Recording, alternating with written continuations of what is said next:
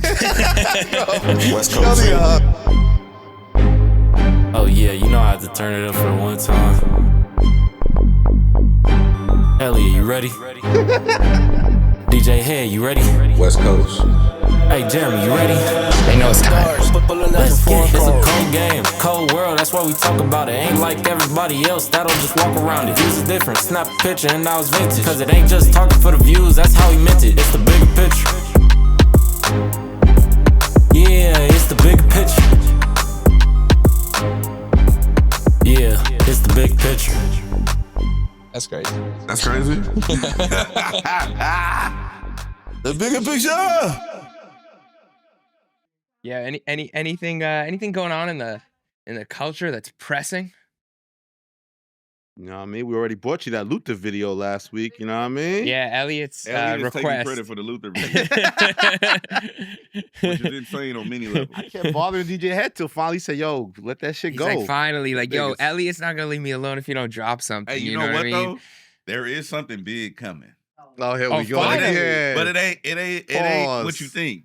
But when it drops, What do we know what to think, motherfucker? We don't know Yeah, I what don't to even think. have any idea what to think. We don't know what to think. hey, We don't understand shit. How many episodes we done with you? We don't know what to think. We don't Hey, know what to think. We don't know I'm gonna what to tell you, I'm understand. gonna give you a hint. Me and Gina are gonna go live. We're gonna stream. So, but the last time you streamed, there was an album. We're gonna stream live next week. I Let me don't see your believe you. calendar. I don't believe you. That's too much information. You would not give us Yeah, tell us that too yeah, much are so you- like that. Let me see calendar. God damn it, go to the dates. Okay, What all the right. fuck is that? That was my other. Okay, I don't want to see what you gotta do. okay. All right, me and Gina are gonna be streaming live next week, like Tuesday, Wednesday ish. One of the 2 days. He's going for self-effective immediately business. Okay, me They and got nothing to Elliott do are with- gonna be Ain't streaming nothing to do live with the bigger too. picture. Me and Elliott will Sound stream check live. ass, effective mealy ass motherfuckers up in here. What about what about our show? Elliott, we're gonna stream live next week, Tuesday or Wednesday, apparently. Hey, wait, so last time you streamed, I just want to clarify, what was the last time you did a live stream with Gina for? Last time Oh, me and Gina Beals GNX did a live reaction. stream, GNX it was a reaction. GNX reaction video. So A classic for the culture. are you saving live streams for something like an del- album? A deluxe version? No, it's not GNX related, But it's an album. but it's some shit coming. All right, I'm getting off live. So- So have me all in the fucking chat, niggas. Is it Kendrick related or this is outside of the Mr. Lamar world? Is it for the West Coast? Is it for PG Lang? Dochi's. Dolce It's again. about Doechii? I know Dochi's button fit had Head scared. Ain't that a bitch? That's crazy, bro. That's fucked up, bro. Wait, what was that? What disrespectful shit? I know Dochi's button fit had DJ Head scared When Oh, Doechii was button wearing fit. too many Wow. buttons. because she had on that button fit.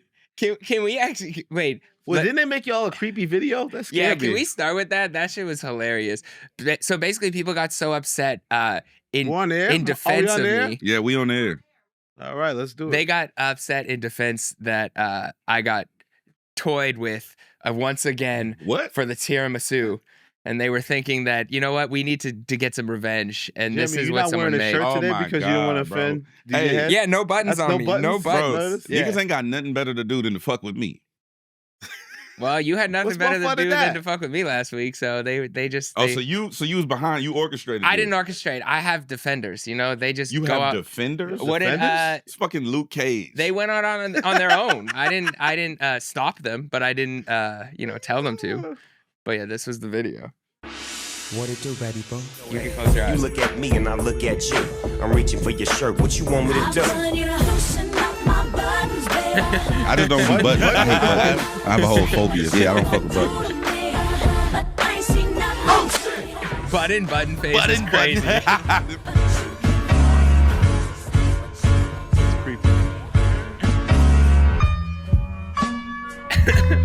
I said they scared me with this too. They shouldn't have put the Meet the Grams instrumental. It didn't work to help me. This shit is the creepiest beat of all time. Of all time. It's got to be the creepiest beat of all time. How All right, did you baby feel boo. after watching all of those buttons? How did I feel? Yeah. I didn't feel shit. I felt like you niggas is chat niggas, and you got too much goddamn time in your hands. And Jeremy Hecht is one of them. Were you impressed a little bit? though? No, You don't respect the creativity? no. Were you impressed? Yeah, it's creepy to me though. I think y'all weirdos. They're a talented bunch though. You know? I don't know if I'd want to like take a picture with them. Just play along. Come on, push the button. Yeah, come on. Somebody's gonna use that on the next one. Push the button. I love how it's like all of these like, so like I play Grand Theft Auto, and there's a big mission and there's this little side mission. This is So a the big side mission is to talk hip hop, and then you niggas come in here with all these little side missions all the time. Because we learn it, but the great thing is we learn it in real time. We didn't know each other like that, so we learn about your whatever phobia, whatever you call it with buttons. It's not a phobia. I don't whatever fear. the fuck you call it. I said whatever. You're a journalist. Words have definition. Okay, what's the exact thing? You just don't like it. I have it's not. How's it a phobia, Jeremy? Hey, you're also a journalist. Yes. You're making journalism look bad right now. I'm making journalism. This is why look niggas bad. claim that they the #1 journalist, because y'all niggas just shoot from the hip. You know what I'm saying? You niggas shoot from the hip. Everybody shoot from the hip. An irrational fear is a phobia. You don't have a rational fear of buttons. I don't have an irrational fear. You have an irrational fear. No, I don't have a fear, nigga. Okay. I have uncomfortability. I don't like them.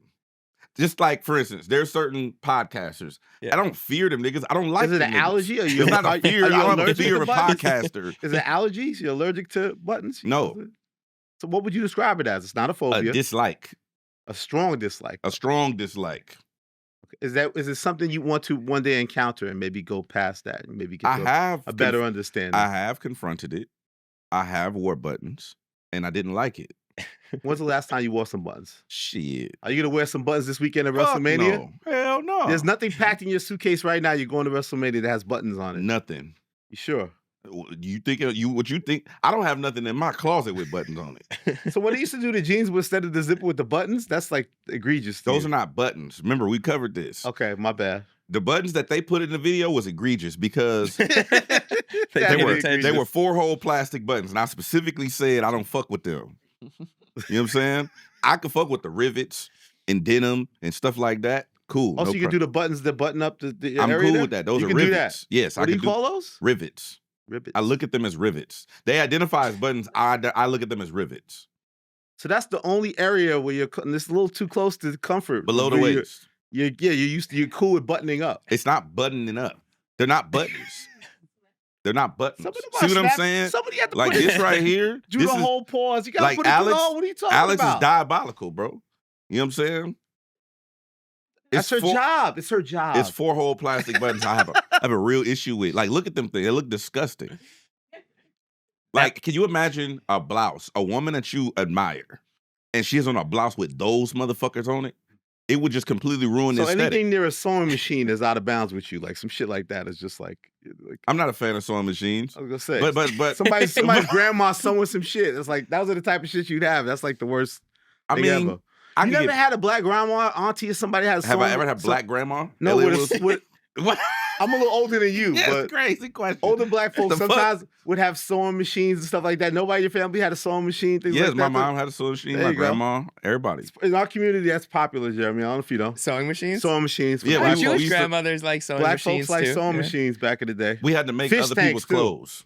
Yeah. No, my grandfather was a goddamn dry cleaner, whatever you call a person. Jesse Wilson. Jesse George Wilson. Jesse he got them shits crispy. My father said like iron your pants and shit. You have to get that crease in the middle. Yeah. Niggas was serious about that back in the day. Dry cleaning. JW, Jesse Wilson. Hey, Jesse George Wilson. Did y'all wear khakis in Canada? Yes. Really? He had khaki pants. Yeah. No. I mean, did y'all see what I'm saying, bro? It's a sewing machine. You gotta get it right. With a button. With a plastic button, bro. I hate this. Only 2 holes on that one though. Pause. Yeah, but it's still like it still has. Aren't you disrespecting the matriarchs? Bro. The matriarchs head. It turns my stomach. Black women. I'm gonna throw that Pop-Tart I just ate up looking at this shit. So many black women, the matriarchs was. A lot of them was sewing machines and had to do these sort of duties. Is that disrespectful to that? Are you turning this into a slavery thing? Wait, what happened with khaki pants? Can we go back to khakis? Yeah, go back to the khakis. What happened to khakis? I'm just asking if y'all wore khakis in Canada. Is there like a second meaning to khakis that I'm not sure about? Oh my God, bro. Well, I don't know. No, listen, bro. Just listen to me. I'm listening. Did y'all wear khakis in the fashion that we wore them? Meaning, like, do you make hip hop statements with khaki pants? Less than out here. So y'all wore them like because y'all worked at department stores. It was department store vibes. Nah, nigga, that ain't the same thing. But I did wear. I remember I wore. Niggas was gangbanging with khaki. Yeah, no, pants. we were not. No. Do y'all have gangs in Canada? I'm sure we do. In Winnipeg, do y'all have gangs? I'm sure they exist. I was far removed. Oh, you wasn't. We're the murder capital of Canada, technically, but wow, Winnipeg. I have an LA Canadian question I wanted to ask Jeremy, and I was waiting for the show. I don't know if you've seen LeBron James has his podcast now instead with JJ Redick. He has it with Steve Nash. Mind of the game, inside thing. There was a very telling part that probably would have been a big deal back in the day, but it wasn't much of a big deal today, where Steve Nash literally said, I wanted to be black. Because black was all the cool shit, like growing up as a Canadian. Steve Nash said what? I wanted to be black. He literally said, I wanted to be black. All the cool shit, the Jordans came out, Spike Lee this, and da-da-da-da. Yeah. You being such a cool white boy, which you've been from day one, if you ever literally thought, I want to be black. How you just give him cool from jump? This feels like a setup. Steve Nash said it, your countryman, your fellow countryman. I will say this. All of the inspiration to be cool came from black culture as growing up. That's what he said. Sure. But you would never take the next step of saying, I want to be black. No. I wanted to be black. You want to know the time I found out that I for sure wasn't? Okay. Besides looking at besides looking at my skin. Besides besides looks. Besides genealogy.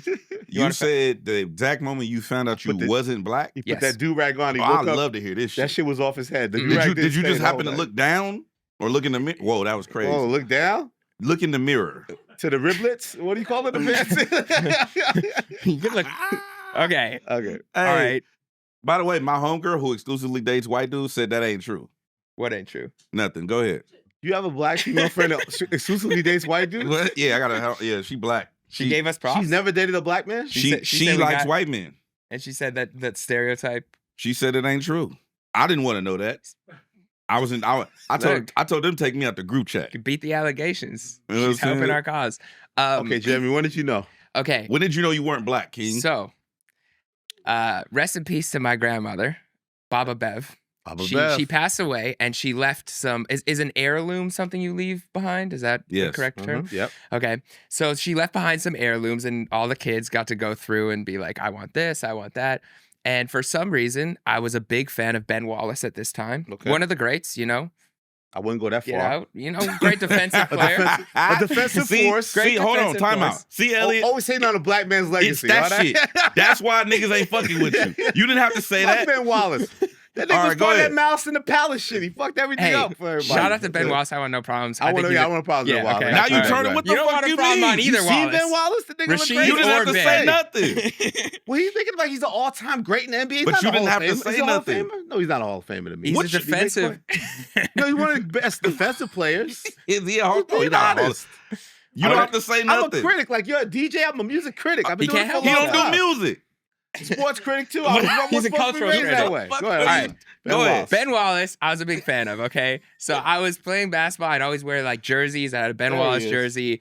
I'd wear the headband, okay? I'd wear the headband to play, and I wore an armband. So a headband and little Iverson on it. Little Iverson on the sleeve. So one of the heirlooms that my Baba had left over was an afro pick. Because she had a Jewish permed afro, okay? She was hitting the pick? She was hitting the pick. Wow. So I said, well, I mean, I've seen Ben Wallace with an afro pick. He wasn't ready for the Jewish grandma with the afro pick. You say he wasn't ready to receive that information? I got questions, but I'm going to let him cook. So I took the afro pick, and I went in the mirror, and I put my headband on like Ben Wallace, and I said, and keep in mind, my hair was as straight as it is right now. Like, there was no curls, not even a single curl.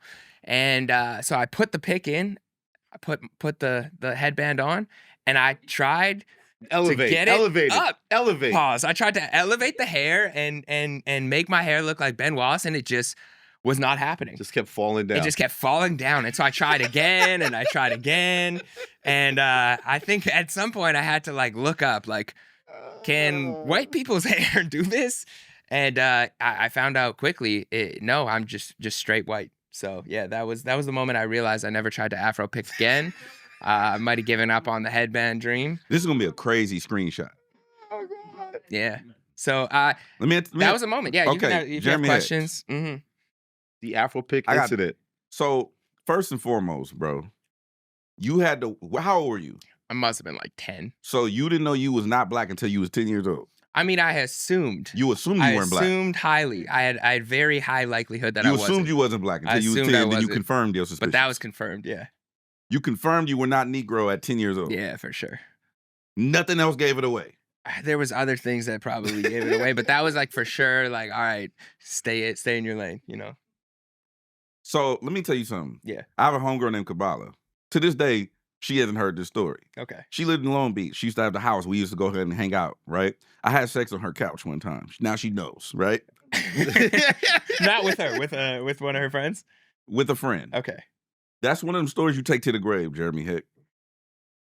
What you just displayed right now? Yeah. That's one of them you just keep to yourself. I am an honest, vulnerable individual, and I like sharing with the audience my experiences. You know, so I'm being open and honest in a non-judgment free zone. No, I do know that there's judgment this ain't here. That. No, I know there's judgment here, but I'm sharing it more with them. I know you guys might judge, but someone out there.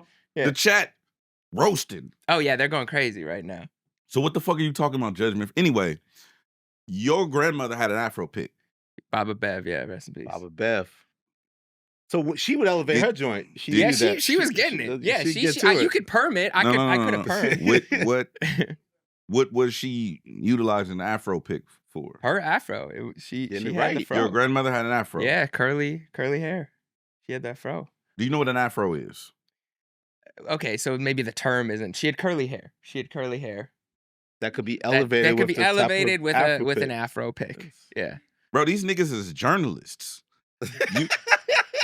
I'm using the term lightly. You niggas are supposed to be linguistics. Yes. Linguists, yeah. You supposed to look that shit up, chat. Linguists. But it didn't. This little misstep didn't sour you on black culture. We was right back to the Ben Wallace jersey the next day with the headband. Or was it a reflective moment after that? There was a bit of reflection of like, okay, I gotta maybe just. Then I went, after that to the Justin Bieber flow. I was like, okay, the hair goes down. You know, Ben Wallace wasn't even a Hall of Famer. I don't know if he was an all-time great. No, I don't want no smoke with Ben Wallace. My grandma had an Afro. Well, it wasn't really an Afro. Like, what are you niggas talking about up here? Said it's time to get to some rap. Is it time? God. Listen. All right, well. I just knew that Steve Nash thing was going to bring some. I knew that. I thought, I got to ask Jeremy. Because as a non-black dude feeling like you're a cool person and liking all the cool shit, which is most of it is black, I wondered, is that the identity thing of real quick from my end, being biracial, my mom is Ecuadorian, my mom is half Ecuadorian, half Greek, my dad is black. I was raised on that side of the family more. I don't know how to speak Spanish or Greek. Elliott Jesse Wilson Sr., I'm Elliott Jesse Wilson Jr. My dad, when I was 4 years old, was like, you a nigga, you black. I had no tragic mulatto shit going on. Yeah. Like, so, but identity is identity. But yeah, I thought that would be interesting, especially being a Canadian brother who's always probably cool, No, Steve Nash was definitely one of the greats too. We looked not up to Steve Nash. Steve Nash is a great. That boy could play. Mm-hmm. That's all. The headline is going to be Jeremy Hecht finds out he wasn't black at 10 years old. For sure, someone's clipping that. Yeah, that's crazy. Yeah. There's a lot of people online. And your Jewish grandmother had an Afro pick. Yep, that's the real one. There we go. She's too real. It was really nice. You were destined to. This is written. You were destined to venture. Go play across the fence with us. Across the fence is crazy. Sometimes you got to get across the fence, man. We were talking about the power of words. Elliott Wilson's word does have power. Had already said before we really started taping that I deserve no credit for inquiring about the Luther video last week. He did. I pressed you out of nowhere. I was like, can we get a Luther video? Can we get something? You had a little mini crash out about it. Head dodged me all day. The next day, in between, we tape Thursdays. Then it's Friday, and then our shit comes out Saturday. It's the Luther video. Did you know at that point in time that there was a video that had been shot? Ask the question again. Did you know when we filmed that there was a video that had been shot? I had suspicion that there was a video shot. Did you know when that video was going to be released? No. Did you have any inclination? And they shot this shit at like one of the most high profile, the Bonaventure shit downtown, the Western Bonaventure. Like that's not in that's in plain sight, Jeremy. I figured that there was a video shot. And did you assume when he was saying, "Can we get anything? Is this gonna happen? Do we get any Kendrick content?" Did you think in your mind, well, there's something that I knew that there would eventually be a video. Okay. Or were you even surprised that it dropped the next day from our last taping? Yes. I had no knowledge that they were going to drop that the video was going to drop Friday. And you're comfortable with a considerable portion of our audience that will never believe that you are not just lying to us. I don't give a fuck what they believe. This nigga didn't know he wasn't black until you see it. Let's wake that up. You know what I'm saying? What'd you guys think though? First impressions of the video. Anything stand out? Were you satisfied after this? You're not ready for mine, Jeremy. No, I'm ready. Let's go. You ready? Yeah. Jeremy's gonna break it all down anyway, so you might as well cook. Oh, you want to do the Easter eggs first? No, you go first. Easter's on the verge. Easter's on Sunday. It is a lot of Easter eggs, but no, you give your reaction first. Oh, I hate saying this out loud. You ready? I'm ready. Don't do it, cause then I gotta deal with it. There's ramifications that go across the board here. This is what drove B-Dot crazy. This is what happened. Bro, that's Damn what I'm it. We saying. gotta talk about that later. Okay, go. I like the Nokia video better than Luther. Why are you comparing them? Come on, nigga. Like, that's the one we're in. What are you talking about? All right. Why are you comparing them? See, that to me, I might be right. That's the answer if you say it right there. Okay. Why do you like the video better? like both. I think both videos are good. I give the slight edge to Nokia because something about the way, like, the pacing of Luther, the all stop and go, the artistic way they kept stopping and going with things, it kind of drew me off a little bit that I didn't enjoy it as much. I like how they flipped from black and white to color. Also feel like clearly, you know, Kendrick and SZA are more brothers and sisters, so they can't be romantic to each other, so they have to have romantic partners. I bought the Kendrick partner, looks like his wife, you know, whatever, wifey, and their shots were great. I didn't buy SZA with her casting of her man. It didn't really sit well with me. What about the casting? Then I went back and watched Nokia. This thing got casting critiques. And the lady is, no, because that was dope. That's one of the best shots, the aerial, the elevator shot from, again, Bonaventure. And the chemistry with Kendrick and his partner compared to SZA and her partner. So you need more chemistry. This is it's a romantic. It's not a fast-paced song. It's a romantic thing. So you want to get drawn in. I like the way they use the actual Cheryl Lynn Luther record of it. I just think that, you know, again, I like my guy Theo too, so I'm a little biased. And I think when you watch Nokia again, I appreciate again that it was different than what people thought. I think that dancing around Drake worked well, and I think that, you know, again, the pacing of this one kind of gives me the slight edge to Nokia. So you don't like when things are interrupted. It's ironic, isn't it, Jerry? I like to interrupt, not be interrupted. Who the fuck said we're supposed to stop? I want to be in control. But I think both are really good videos, but I give the slight edge to Nokia for all the, you know, and why we have to compare, I guess not DJ Hed, but you know, this is what I like to do. You compare Family Matters with Not Like Us or something like that. That's how you compare. These two separate art pieces. Nokia, I don't look at it like it's in comparison or competition with Luther. Even though these records are competing on the Hot 100 charts. Yeah. Positioning. Yeah, the songs are competing on Hot 100. Billboard doesn't critique music videos. So you don't look at Drake, you don't look at Kendrick finally releasing this Luther video as sort of a counter to keep the momentum going, to keep his song #1, to go against Drake. I don't even think you get a Nokia video if the record don't respond or react.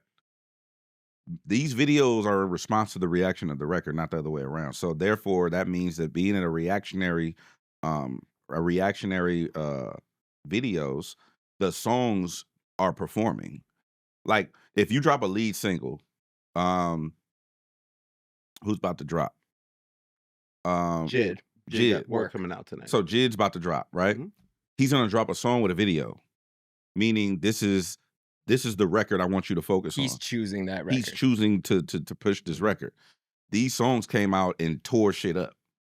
The videos came after, which means that the videos were like, oh, we need to put some emphasis on this record. So it's reactionary. So I don't look at it in the same lens as a comparison of like, oh, I'm dropping a single. Here's my art. These are shot in after the fact. You get what I'm saying? So you didn't like the Nokia video better than the Luther video? Did I what? You didn't like the Nokia video better than the Luther video? I think it's two. I don't compare them. I think it's two separate pieces. Like I don't. That's like to me, it's like comparing like if Jid drop and then Earth Gang drop. I don't compare them. It's two separate things that have nothing to do with. Now if Jid is battling Baby Keem and they drop records against each other, then you compare them. I think Drake is the one who brought the comparisons into things with the Nokia video, which was a big critique from me of like, why are you bringing Kendrick into this video? But to me, this Kendrick video really didn't have much to do with the battle compared to most of everything else that's gone on between them. Right. There were some slight things, but there was not that. This video wasn't battle centric. So that's why I see it as almost a separate thing. Plus the video was allegedly shot in February. If you looked at, like, people were like looking at when things were shot and his hair at the time, and this seemed to be before the Grammys. Then that goes against DJ Head's point to me that Kendrick strategically decided that this now was the time to do that, and you can't say that wasn't influenced by Nokia's ascension on the charts, which was also helped fueled by a video. If he shot it in February, no, but I'm saying, like, you shoot, like, most of the time we call it can, so you can videos. Like, you pick all of the records off the album, and most of the time you shoot them before we even get the album. GNX, as we know, was like a fast process. So I'm assuming that the way it went down, my thoughts, not speaking for anyone else, is you drop the record and it's like, all right, what are the records we think are the focus records that people gonna fuck with off of this? Let's can these videos. There might be other canned videos that we haven't seen yet, but again, you drop it when it's because the record is reacting. And they about to go on tour, makes sense. Like, I don't think that's what I'm saying. It's multiple. It is deep, but it's not. The Grand National Tour is about to kick off. They just literally in a matter of days as we speak. Literally, it's a matter of days. We days away from it. So it makes sense to drop the video, especially if the song is #1 in the country. Oh, so you're saying the time is there, whether Drake did Nokia or not, in your mind? No matter what, the tour is about to happen. Yeah, I believe this is a roadmap. No matter what the fuck Drake is doing. I will give credit. I'm not gonna act I don't like when people be acting naive because it's been happening a lot lately. We'll talk about Wayne in a second. I'm not gonna say they definitely shot this video ahead of time and they had it planned and the song was gonna be a hit. It was gonna be a single. The Super Bowl happened. It pushed it further up the charts. He probably did release this video knowing this is going to keep ascending the song, and he probably didn't want the other guy to get to #1. I think he probably would have dropped it around this time anyways, but maybe the tour's about to start, right, and the tour's about to start, and so it happened to line up perfectly. But I don't think they were unaware of what it would do. What about the usage of just said a day free this time? The Toronto director who's worked with Drake in the past, also worked with TD in the past. Yeah, also. SZA and Sir. She had Karina Evans. I don't think that was super intentional. I know it looks like they're kind of going back and forth, right? Like the directors that they're using and the dancing and stuff like that. I think it was probably intentional, but I didn't see that as like a huge shot. Kendrick knows what he's doing, but I think that they probably had a relationship before, and he probably chose her also to make it look a certain way cinematically. But I did love the video in terms of its portrayal of the feeling of the song. Like, I thought that was the dopest part of it. Like, you really felt like you were going in the ups and downs of a relationship. Even the elevator scenes, I really noticed. Like, I rewatched it a few times yesterday, and at first you see them elevating together, like they're in the elevator together, Kendrick and his love interest, they're going up. Then when she's going down, it's when Kendrick's sitting solo and looking kind of really humbled and in his own head. It looks like she's kind of going downward to his level to like help pick him back up. And then they rise together in the elevator. So I think it really is like the ups and downs of a relationship. I think it also deals with infidelity. There's like Kendrick pulling up in a black GNX and SZA looking like she's like a street worker almost, like pulling up to the car. So, and then it looks like the regaining of trust potentially as they're like in a room together. So I thought like the actual relationship angle was really interesting. There was a couple Easter eggs that some people found. Easter is on the horizon. But y'all fuck with Easter? Jewish y'all fuck with Jewish Jesus people don't celebrate Easter, but I've been studying Jesus lately, so I'm learning. You didn't have to wear the suit growing up as a kid, stuff like that. We didn't wear it. No, I did have to wear. Damn buttons came up that time. Yeah, that's why I don't fuck with it. Yeah, that's your You know what I'm worst saying? nightmare. God said, "Come as you are." But you niggas tell me I gotta dress up. That's crazy. You think you better than God? Like, that's insane. They wouldn't let you rock a sweater to the joint? You think you better than God, telling me I gotta be dressed. That's why I don't go to restaurants. They got dress codes. God told me I can come as I am. Who the fuck are you? You know what I'm saying? So you take your hat off in our dining room. Go fuck yourself. I used to hate when people would tell me that. One of my uncles told me to take my hat off when I'm eating in his, like, my grandma's living room. I Like, ain't gonna who's lie. judging? When I went to the Sistine Chapel in the Vatican, we had to take our hat off. You took it off? I took my hat off, but I was like, You hesitated. I did, but I'm like, I'm in Vatican City. I gotta like, you know what I'm saying? I ain't gonna come back here probably never. So I'm like, all right, let me just see what's up in here. But hey, what did you think of the video? Or do you care about music videos? A music video is important even to you? Not as much as they used to be. Yeah. Because to me it's a necessary thing, but I care more about the record than I care about the music video. Just being a record guy. Like the music video to me provides artistic aesthetic and vision to what it is that you want the people to pull from the music that you create. So it is good in certain instances where I don't understand the music.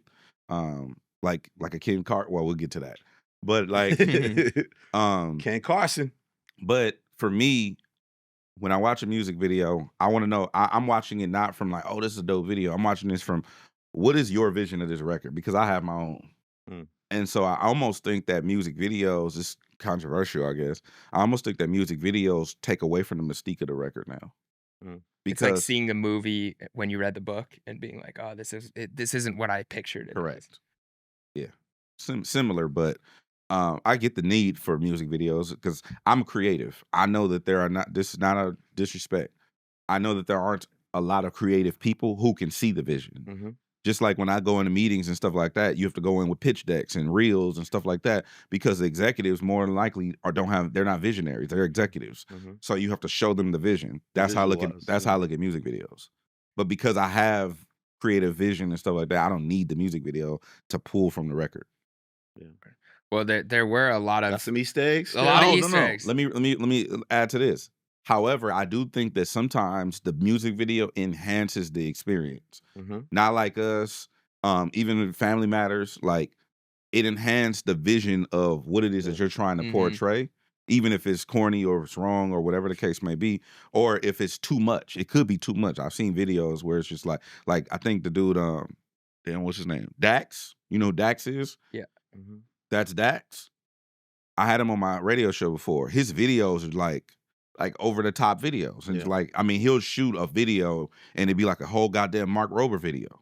And it's just it was like he would like release songs with the video though. It's like it almost didn't exist separately. Correct. So I mean, for him, I need the video because I don't know what the fuck going on. Joyner Lucas is another guy. Joyner Lucas is another one. Like they're like movie scores. And I appreciate that. Yeah, this one I think did enhance the song in some ways. But one big thing that keeps getting confirmed is how intentional Kendrick is with everything. And they'll say online, Kendrick fans overanalyze, and I'm sure there's times where we are overanalyzing, but there's also times where we're not. Like I had made a comment about Kendrick's Not Like Us video being 555 as the time code, and 555 in numerology means pull your sleeve up. Like and I had the 555, so they thought I was compromised, if you see there. But I missed this one. Okay. But 555 means like great change and to trust like a transitional period in life. So I thought that was him kind of putting his line in the sand of like, from here on, the tide is changing. I'm the guy. Things are going to look a little different in hip hop. I actually took that and thought that. People are like, that's a reach. Someone confirmed who worked on the set of the music video, the editor. Journalism? Confirmation? And this is in our Bigger Picture group on X, if you guys do want to follow. We have close to 300 members now. They sometimes send some of the Easter eggs. So the time, this is from Kat Weber's Instagram, who worked on the video. The time codes, VII, Roman numeral 7, bae, drop it like it's hot. We made the length of the video 511 as a representation of the Roman numeral 7. The title comes in at 7 seconds. The first solo long shot of Kendrick is 16 seconds, which is 1 + 6 = 7. And my favorite camera jam shot is 7 seconds long. If you know me and Karina, you know we love our numerology. So that's said by one of the people that actually worked on the thing. Yes, so this is one, I believe she was one of the editors. So they are actually intentionally putting this proven to be intentional. 7 is also big in numerology for completion. It's a God number as well. I'm interested to know, somebody actually pointed out the theory that the next album would be Kendrick's 7th album. And so maybe there's some sort of completion there. I don't know if that's a retirement or completion of some phase. That's possible. The other Easter eggs were... somebody said, did this music video start filming in February? The source was a photo from ops manager Liv Swayze, and there's pictures of the set, and that was back in February. More BTS shots there. Because again, that's a high-profile hotel downtown. Mm-hmm. So it's hard to... And then shout out to Dissect Podcast. They talked about the 7 seconds, but they also had a good theory about all the circles in the video. There was circles all over, and they would kind of just like, not only in the architecture, but they would flash throughout. And Cole did a great job. He said a circle is a traditional symbol used across time and cultures to symbolize completeness, harmony, and balance. Eternity, of course, there's the yin and yang symbol, the masculine, feminine, which also I think was represented by Kendrick and SZA in there, and especially on the Super Bowl, they were on a circle. In the Super Bowl, the circle button was the final button to be activated. Why? Because it was at this point the story that Kendrick, SZA reunited the men and women who were separated at the show's start, restoring balance and harmony in his community. Of course, in the Bible, the number 7 is used to symbolize completion, perfection, and divine order. In Purple Hearts, another song about love and God, Kendrick sings rolling sevens, and now he's rolling sevens in a circular room. If you looked at the dice that he was rolling. The other thing I found on that... Popped the gun, too. He popped a gun. So what was interesting... He was shooting motherfuckers. There's this guy on YouTube. I don't know how to pronounce his name, but it's KWEYB. I watched a breakdown he did, and he said the room is very similar, if not the exact same set room as the one used in Interstellar, where when the wall opens, it basically shows him the vision of the spaceship and where he's about to go next on his next journey. And so I was looking into that. I was kind of putting 2 and 2 together. When he opened the room in the video, the GNX is there, the red GNX. He has the gun. He's taking shots. I don't exactly know what he means by like the firing of the shot. I don't think that means there's more shots coming. If you guys have a theory on that, let me know. But it's interesting that they're opening the room and he's looking into what's next, where his next journey is taking him. Rather than a spaceship, he's going into this covered up red GNX. I don't know if that means there's another album. I don't know if, he was wearing a lot of blue in the Super Bowl. He was wearing a lot of blue leading up to this. Maybe this red is kind of the second side of the duality. Maybe there's a deluxe. Maybe there's tiramisu. I don't know. I'm just saying. But yeah, so there was a lot of Easter eggs. Let me know if you guys caught anything else that wasn't in there. The model is actually a model from Compton, the one that you thought needed a little bit more chemistry with SZA. But I thought they did a great job. The brother's from Compton? He's from Compton. Oh, man, I'm sorry, my G. Don't say I can't go to Compton now. And then the other thing I noticed is the red that was throughout the video on SZA too. SZA was her hair was red. She was wearing a lot of red. So I think that the blue and the red is a clear divide between what Kendrick's trying to do here. What do we make of somebody hit me about like Kendrick's facial expressions through these videos? He's like, is it sadness? Is it aloofness? Is it unbotheredness? Like it seems like a consistent tone of him sort of having this sort of like plain face. Like what do we make anything of that? I personally think he's showing like it's part of, I think you guys are doing all this talking. You guys are making a big hoopla. Everybody's up in arms about everything going on, and he's chilling. Kendrick is I'm just making my art. I'm doing my thing. I think in this video in particular, like that, like look at him that. looking to camera is definitely like you see what's going on. Can't the brother smile every once in a while? DJ Hed, come on, man. But also, I think he's partially showing how serious like he takes his relationship. Like this isn't just it's a happy song, but in this there's a lot of ups and downs of a relationship. So it's showing the seriousness. At the end, the other thing I didn't mention is there's a TV that is off at the end. So when he's sitting at the diner, the TV has the bars, the colored bars on it. And I think that maybe that's indicating maybe what's next. Maybe there's a video for that song, or maybe he's just saying, you know what? There's a lot of noise going on in the background, but I'm not watching There was a peekaboo rumor too, right? There was a rumor. Peekaboo video? Did you hear any rumors? Peekaboo Hed? Peekaboo? I have no knowledge of this. What would you choose as the next video if you could? Peekaboo. No mas. Oh, you do peekaboo? You do peekaboo? I'll do peekaboo. Okay, so look it. This is never going to see the light of day, but you wanted to see him smiling. Very happy. He is smiling.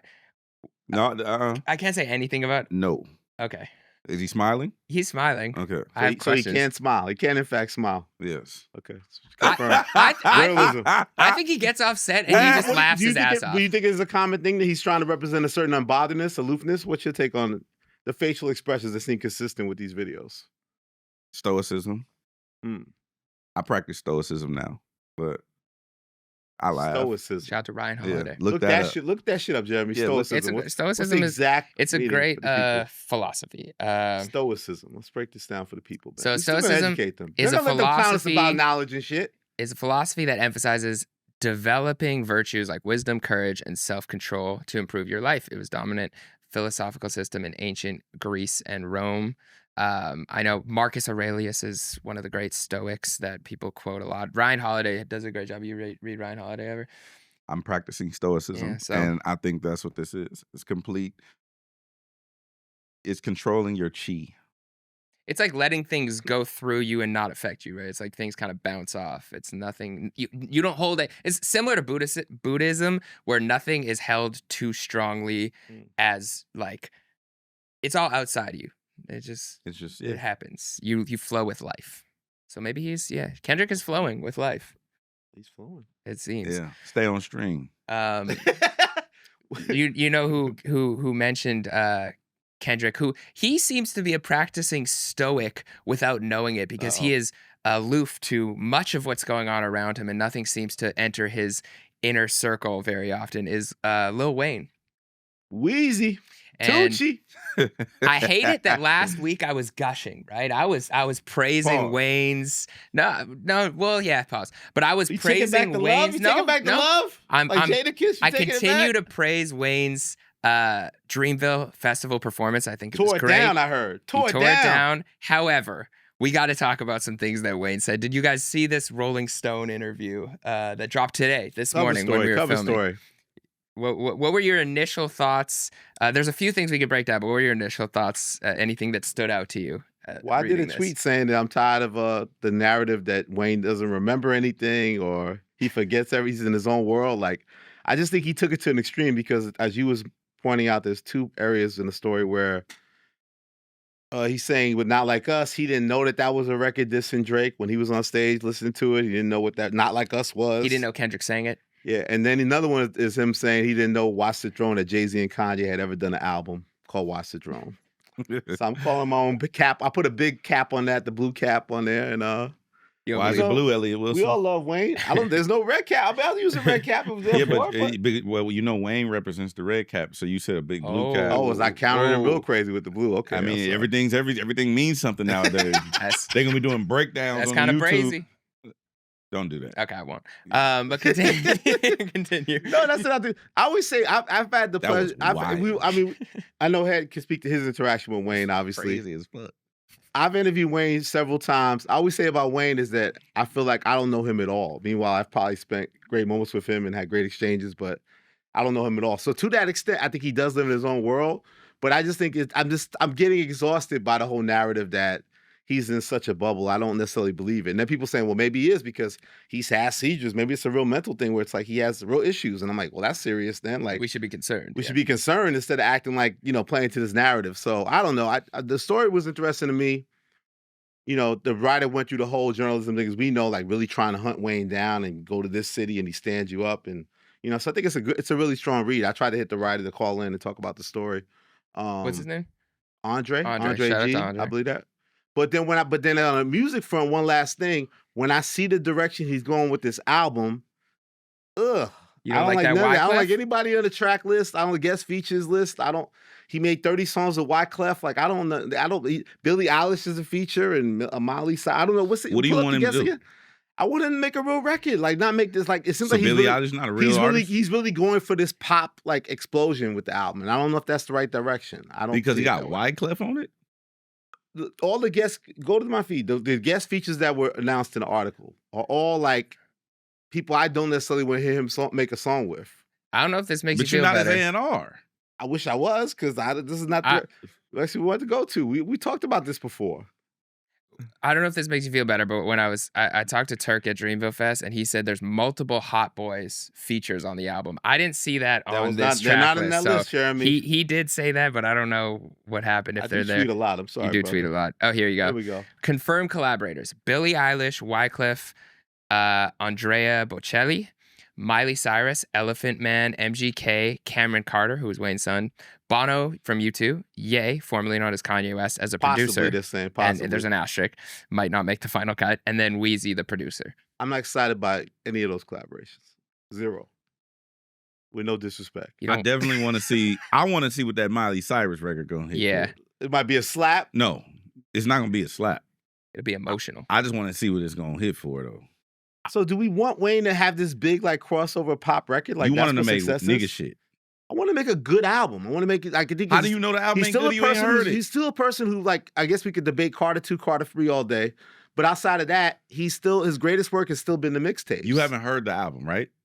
That makes you not want to listen to it. That's not what I asked. Okay. Have you heard the album? No, I have not heard. Okay. That. Only Andre G has heard the album. And you Rolling said Stone. no. Fabian probably heard it. He's the manager. He probably heard it. I'm sure he has. Jason probably heard it, but anyway. Who's Jason? Don't worry about it. So, just random that names. shit up. Yeah. Is Mac Main still in the picture? Where my nigga Mac at? I don't have a comment on that. But shout out to my nigga Mac Main. My nigga too. Yeah. Sorry, Mac, if you're involved, but I don't like this. I fuck with Mac Main, bro. I do too. So look, you haven't heard the album. You said you want him to make a good album. I want to make a great album. I want to make an album that shows he's How one do of the you know the all-time album greats. ain't great with these people on it? Because that's not. It sounds musically. That's not the direction I want to hear him go. I don't want. Fair to have I don't want skepticism. big crossover pop records with Bono and Billie Eilish and Miley Cyrus. That's not what I want in the Lil Wayne album in 2025. MGK is interesting. Maybe it's a rock song. I actually. Who? I'm very hopeful but critical of based on what I see. I really want it to be good too. This like has been I want confirmed? it to be good. Yes, in the Rolling Stone article. This is who they the first heard listen. on the song. I mean, they said only one song had an official title. He gave Rolling Stone the exclusive cover story. This Andre G writer got to hear the album as it stands right now. He obviously can change it, but those are confirmed guesses of what the vision looks like for the Carter 6, which comes out in June, right? I want to read a few of the quotes too and get reactions because there were some interesting things he said. One of them was when he was talking about the Super Bowl. And again, preface to this before I read this, just timeline of events. Wayne didn't get the Super Bowl. Kendrick Lamar did. Wayne gets on Instagram and said his heart was broken and he worked so hard for this and this was everything he wanted and he's very disappointed. He got on stage again and said, I'm extremely disappointed that I didn't get that show over there, but here's what we're going to do, and played another song, okay? Then Kendrick Lamar released Whacked Out Murals, where he said, I used to wear my Rolly chain proud. Irony, my hard work let Lil Wayne down. Then a day later, Lil Wayne tweets and says something about, don't wake up the sleeping giant. You don't want any of these problems. Something to that effect, okay? Mm-hmm. Now, here's what he said about the Super Bowl, okay? He apparently, this came out of nowhere when Andre was in the room. He said, they could have had some music mimicking guitar playing, but instead they got rapping. He was talking about the NFL.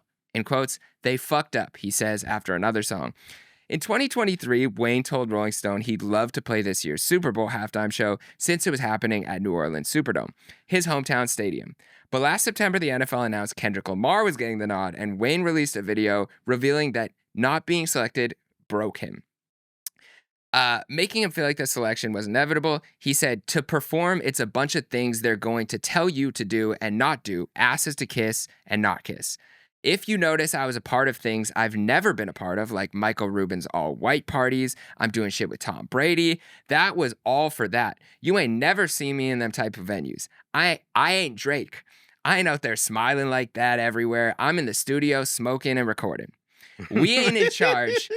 He says that after the Lamar announcement, someone at the NFL apologized and told him, we ain't in charge of the Super Bowl halftime show. Then, in quotes, all of a sudden, according to them, they got curved. So I'm going to have to just settle with whatever they say. He resolves. Jay-Z, whom Wayne has called a close friend, runs Rock Nation, which oversees the halftime show. Last year, halftime show producer Jesse Collins said Jay-Z has chosen the Super Bowl act since 2019. Wayne says he's cool with the one-time collaborator lauding him as someone with a wealth of advice who's just a text away. Neither the NFL or Jay-Z responded to requests for the story. Now, damn Skippy. Here's what he said. All of a sudden, according to them, Oh, no, that's the same one. Okay. Wayne tells me things are fine between him and Lamar. Wayne called the LA rapper ahead of the Super Bowl to clear the air and to encourage him. Earlier on last year's GNX, Lamar had rhymed, "Irony, I think my hard work let Lil Wayne down." A day later, Wayne made an X-Post warning, in quotes, "I just be chillin' and they still come for my head. Let's not take kindness for weakness. Let this giant sleep." Those lines spurred speculation that Wayne was set to insert himself into Drake's beef against Lamar following the Super Bowl snub. Wayne seemed to not quite remember the post when I bring it up. In quotes, "I sound like I'm talking about the media because I said they." He says, in fact, Wayne says that he didn't pay attention to Lamar and Drake's war of words at all. "I'm going to give you a perfect example," he says. "I went on stage and I was singing this song and they thought I was dissing. This song was not like us." Lamar's smash hit DJ Mustard produced takedown of Drake from last year. Wayne burrows his face into the arm of an accent chair while laughing about unknowingly rapping along to Drake's diss track. "I ain't want my dude to be mad at me," he says. "I ain't even know it was Kendrick." He said, "If it don't happen on this channel or FS1, I wouldn't even know that it happened." Do we believe? You don't believe that is what you're saying, Jeremy. You're implying that you don't believe that. I am implying that Lil Wayne's name was mentioned on Not Like Us. Do I think Wayne is aloof and didn't know that 21 Savage wasn't a group? Yes. Do I think that Lil Wayne had no idea that Not Like Us mentioned him, a song dissing Drake that was, even if he only watches ESPN? They were talking about Drake and Kendrick at some point. It made the ESPN feed. I do not believe that at all. I also don't believe that that tweet wasn't at Kendrick. I think it's fine. You can say things and take it back or apologize or say I was wrong. But to act like you just don't know what's going on and what do you mean? I didn't tweet that. I think that's crazy. That's my personal take. I think he knows exactly what happened. Do you believe Wayne stays in his own world, DJ Head? I believe there's a Wayne's world. There's a Wayne's world. For sure, that is. There's for sure a Wayne's world. But he didn't know. That's cap. Cap. I do. I know believe... for a fact he do. Okay, journalism. How do you know this? Can you share how you know this or no? Okay. Who didn't know? I mean, it's they hard to discussed miss. this record on The View. Whoopi knew. Whoopi knew about that record. You know what I'm saying? How the fuck Whoopi knows some shit you don't know? My mom was probably sitting there watching The View. She knows about Not Like Us. I have to believe that Lil Wayne knew about John Not Like Stockton's Us. wife, though? John Stockton knew. Yeah. John Stockton knew. My grandmother passed, I think, 2-3 years ago. Recipes. She knew this was a record. And she knew Snoop Dogg is one of the most influential people out here, right? She did know that. Snoop Bro, Dogg. like, everybody knows, bro. So, like, So do we think Wayne outwardly lies and loves this mystique that I don't really know shit? Or like, what does he lean on it? I don't think he wants to smoke. But you cannot want the smoke and step back and say, you know what, I didn't mean anything by that tweet. I shouldn't have tweeted that. I took it out of context. Okay, I'm gonna share something that I got into. Oh, actually, okay. I'm gonna share something. So this is amazing art, isn't it? Right? Look, so Glasses told me years ago. Okay. That Glasses told me years ago that he's like, bro, sometimes people just don't know that they don't know how to express themselves, and sometimes you have to like just express yourself. I mean, you just have to take what they give you because they don't know how to express themselves. And so he was like, sometimes you have to like cipher through what they mean by what they're showing you, what they're saying, and stuff like that. And so a lot of people don't have the diction or the articulation or the fortitude to just be like, hey, bro, my bad. I was emotional. You know what I'm saying? I acted out of character. I fucked up. Some people don't have that in them to do that. And so you have to like pick through the bullshit and pull it out of there. Also, some people don't have the fortitude to be like, my feelings were hurt. You know what I'm saying? That's something that's a good rapport that Glasses and I have had over the last, 18 years or whatever. He'll call me and be like, hey, cuz, that hurt my feelings. You know what I'm saying? or as friends or as homies or as family members or whatever the case may be, most people don't possess that, which is why you have most people lead with bravado because it's a defense mechanism to protect themselves. So you lead with the crash out or the bravado in order to protect your emotional state. I think Wayne had an emotional reaction when everything was going down, and he jumped out the window. And that's what happened. And I don't think that he either probably has. I think he has based on the things that I've heard and whatnot. I don't think he has the emotional intelligence to say, "Hey, I was emotional," et cetera, et cetera. He doesn't necessarily. And for those people that know, he doesn't necessarily probably apologize in that way. He has his own way of going about apologizing. It shows later in that piece if you read this piece.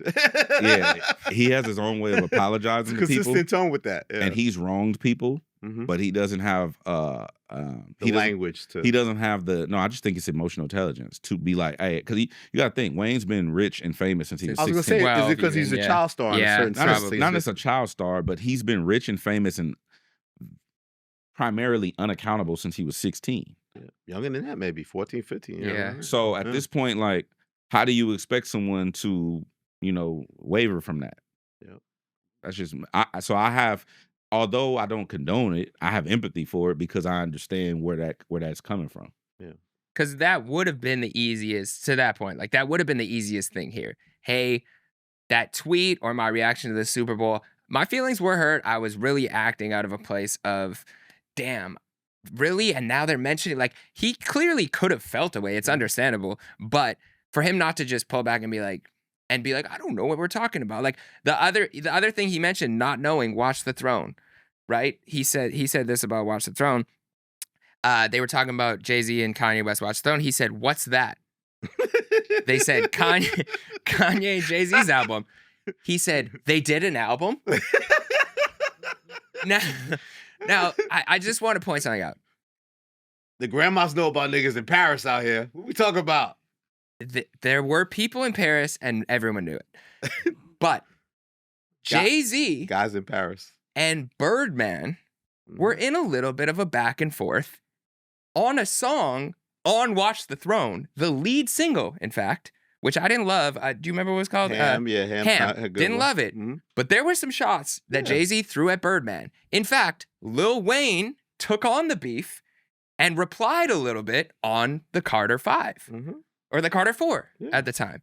So and a little record called I'm On One with him and Drake. I feel the throne is for the taking. Watch me take it. He's on that record. So, I mean, he was in a battle. They were in a back and forth. I could assume that he doesn't know, but I also could assume this is maybe a petty comment. Maybe this is I don't know what you're talking about comment, rather than I actually don't know. No, they actually said he started playing records and he was acting like he didn't know the records too. So I'm just saying, it's interesting. I haven't been in the game as long as Wayne, but I wouldn't imagine that you would forget a back and forth with one of the biggest rappers ever. I just think that's weird. Well, finally on this, so you guys are as against the pop direction, or seems like the direction of this album as much as I am. I want to hear the album. I don't make a critique based on what I see the track list says. Okay. Because you can see certain albums and you see the track list, and the track list would be like, bro, what is he on? But it'd actually be a cool album. If you look at the track list for Damn, you'd be like, what the fuck is this album about? Mm-hmm. You get what I'm saying? Because it's just one word. Capitals. It's it doesn't give you real full context or nuance. I'd rather hear the music before I make my critique. I trust Wyclef musically more than I do some of the people that I would imagine have been in the studio. Hearing Wyclef is on it, it doesn't necessarily confirm in my mind this is going to be a classic Wayne album, but I at least trust his ability to put together a well thought out album. So them having 30 songs together, that I hope that doesn't mean we're going to get a 27 song Wayne album. I hope that means we've worked on this for a very long time. There might be several songs produced by Wyclef on the album. And I'm not mad if there is a pop direction. Hearing Billy and Wayne, I like Wayne when he does a little bit more of a big hook. Even when Regina Carter was on that song, Famous, on the Carter 5, I really liked that. I thought Wayne was vulnerable. It sounds like he's doing the same thing on this U2 song. I would like a mix. Like if we get the Swizz type song where it's like, what the fuck though, where the love. Like if we get a couple of those and bar up, and then you have a couple big hooks, it gives me a little bit of the vibe of like later Eminem albums, right? Where you get like the big pop star on the hook, and you get these big pop heavy singles, or I Love the Way You Lie. But I really liked what's that M album? Not Relapse. Not Revival. Recovery. I really liked Recovery. So this is kind of giving me Recovery vibes on the track list. Yeah. So if there was good rapping on that, there's really good rapping on that. So I'm hopeful. I have a question to introduce to the ecosystem. Do we want our legacy artists to evolve into this, or do we want them to just go backwards a little bit?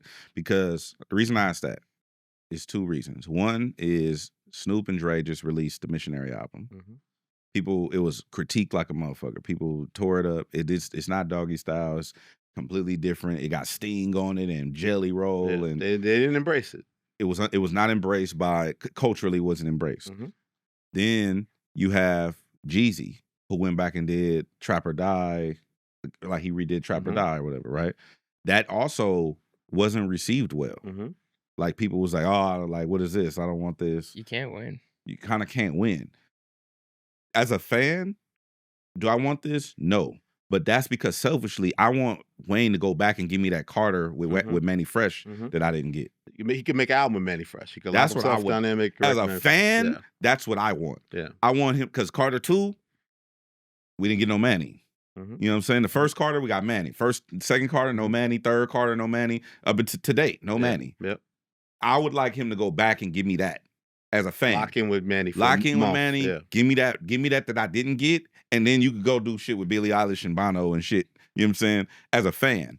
However, what's the W for a legacy artist? Do you go back and do super fan service, or do you evolve into something else and try? Because your fans are gonna grow with you. Wayne is now fan. Me and Gina were talking about this on the radio.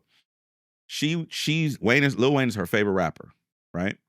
And so we give Wayne credit for being a different generation than he actually is. Wayne is before my generation. He's younger than me. You know what I'm saying? But because he's a multi-generational artist like E40 or Snoop Dogg, where you've had peaks and valleys of their career long after the quote-unquote like debut artist. Get Rich or Die Trying, 50 Cent's debut. We would argue that's his peak. Whereas E40, My Ghetto Report Card, came out 16 years into his career, and that would be the peak of people would look at that. That's the peak of his career, right? Carter 3, Wayne been rapping since he was 16. Carter 3 would be the peak, quote unquote, of the Wayne era. Then you get the Young Money albums and the YMCMB and the whole movement and stuff like that. So I guess the question would be, to y'all in the chat, it was like, what do we want from legacy artists? Do we want them to go back, or do we want them to go forward? I mean, that's always the challenge. I think it comes down to what you said. It comes down to the execution. Like, you have to prove that the vision worked, right? If you're gonna go, it probably a safer thing to go back with a Manny Fresh and cut that record. That's safe. This is more challenging, I guess, and it still comes down to execution. But I think that legends have a hard time anyhow, because it makes me think of the Mass Appeal thing of the announcement of these 6 or 7 iconic acts that are putting records out, and seeing how much excitement there is. So a lot of times there's excitement in theory, but it's really hard for a legacy act to have true commercial success. You know what I'm saying? So I think what we want ultimately, to me, is that album that's good, that adds to your legacy. Like, it may not be as great as your finest work, but we want a solid body of work, because I think you're judged more by. Also, I think artists like Wayne are still judged by their oldest standards. Like, they're judged by albums. Ultimately, too, not just singles. Where this new generation is more single driven, right? Like, so I think that legacy acts have a challenge to create their 444 and Mr. Morale, even if it's different, that they're viewed as album artists and they have to execute on a high level. And maybe that won't be as commercially successful as their peaks, but that's, I think, what fans want. What year did So Far Gone come out? 2009. So, and so in 4 years, it'll be 20 years. Yeah, which is crazy. So is Drake a legacy act? Is that generation is creeping up on legacy acts? No, because I think if you're still relevant today, you're not viewed that way. You're viewed more if you're not as relevant right now. It's in the landscape. But it'd be 20 years.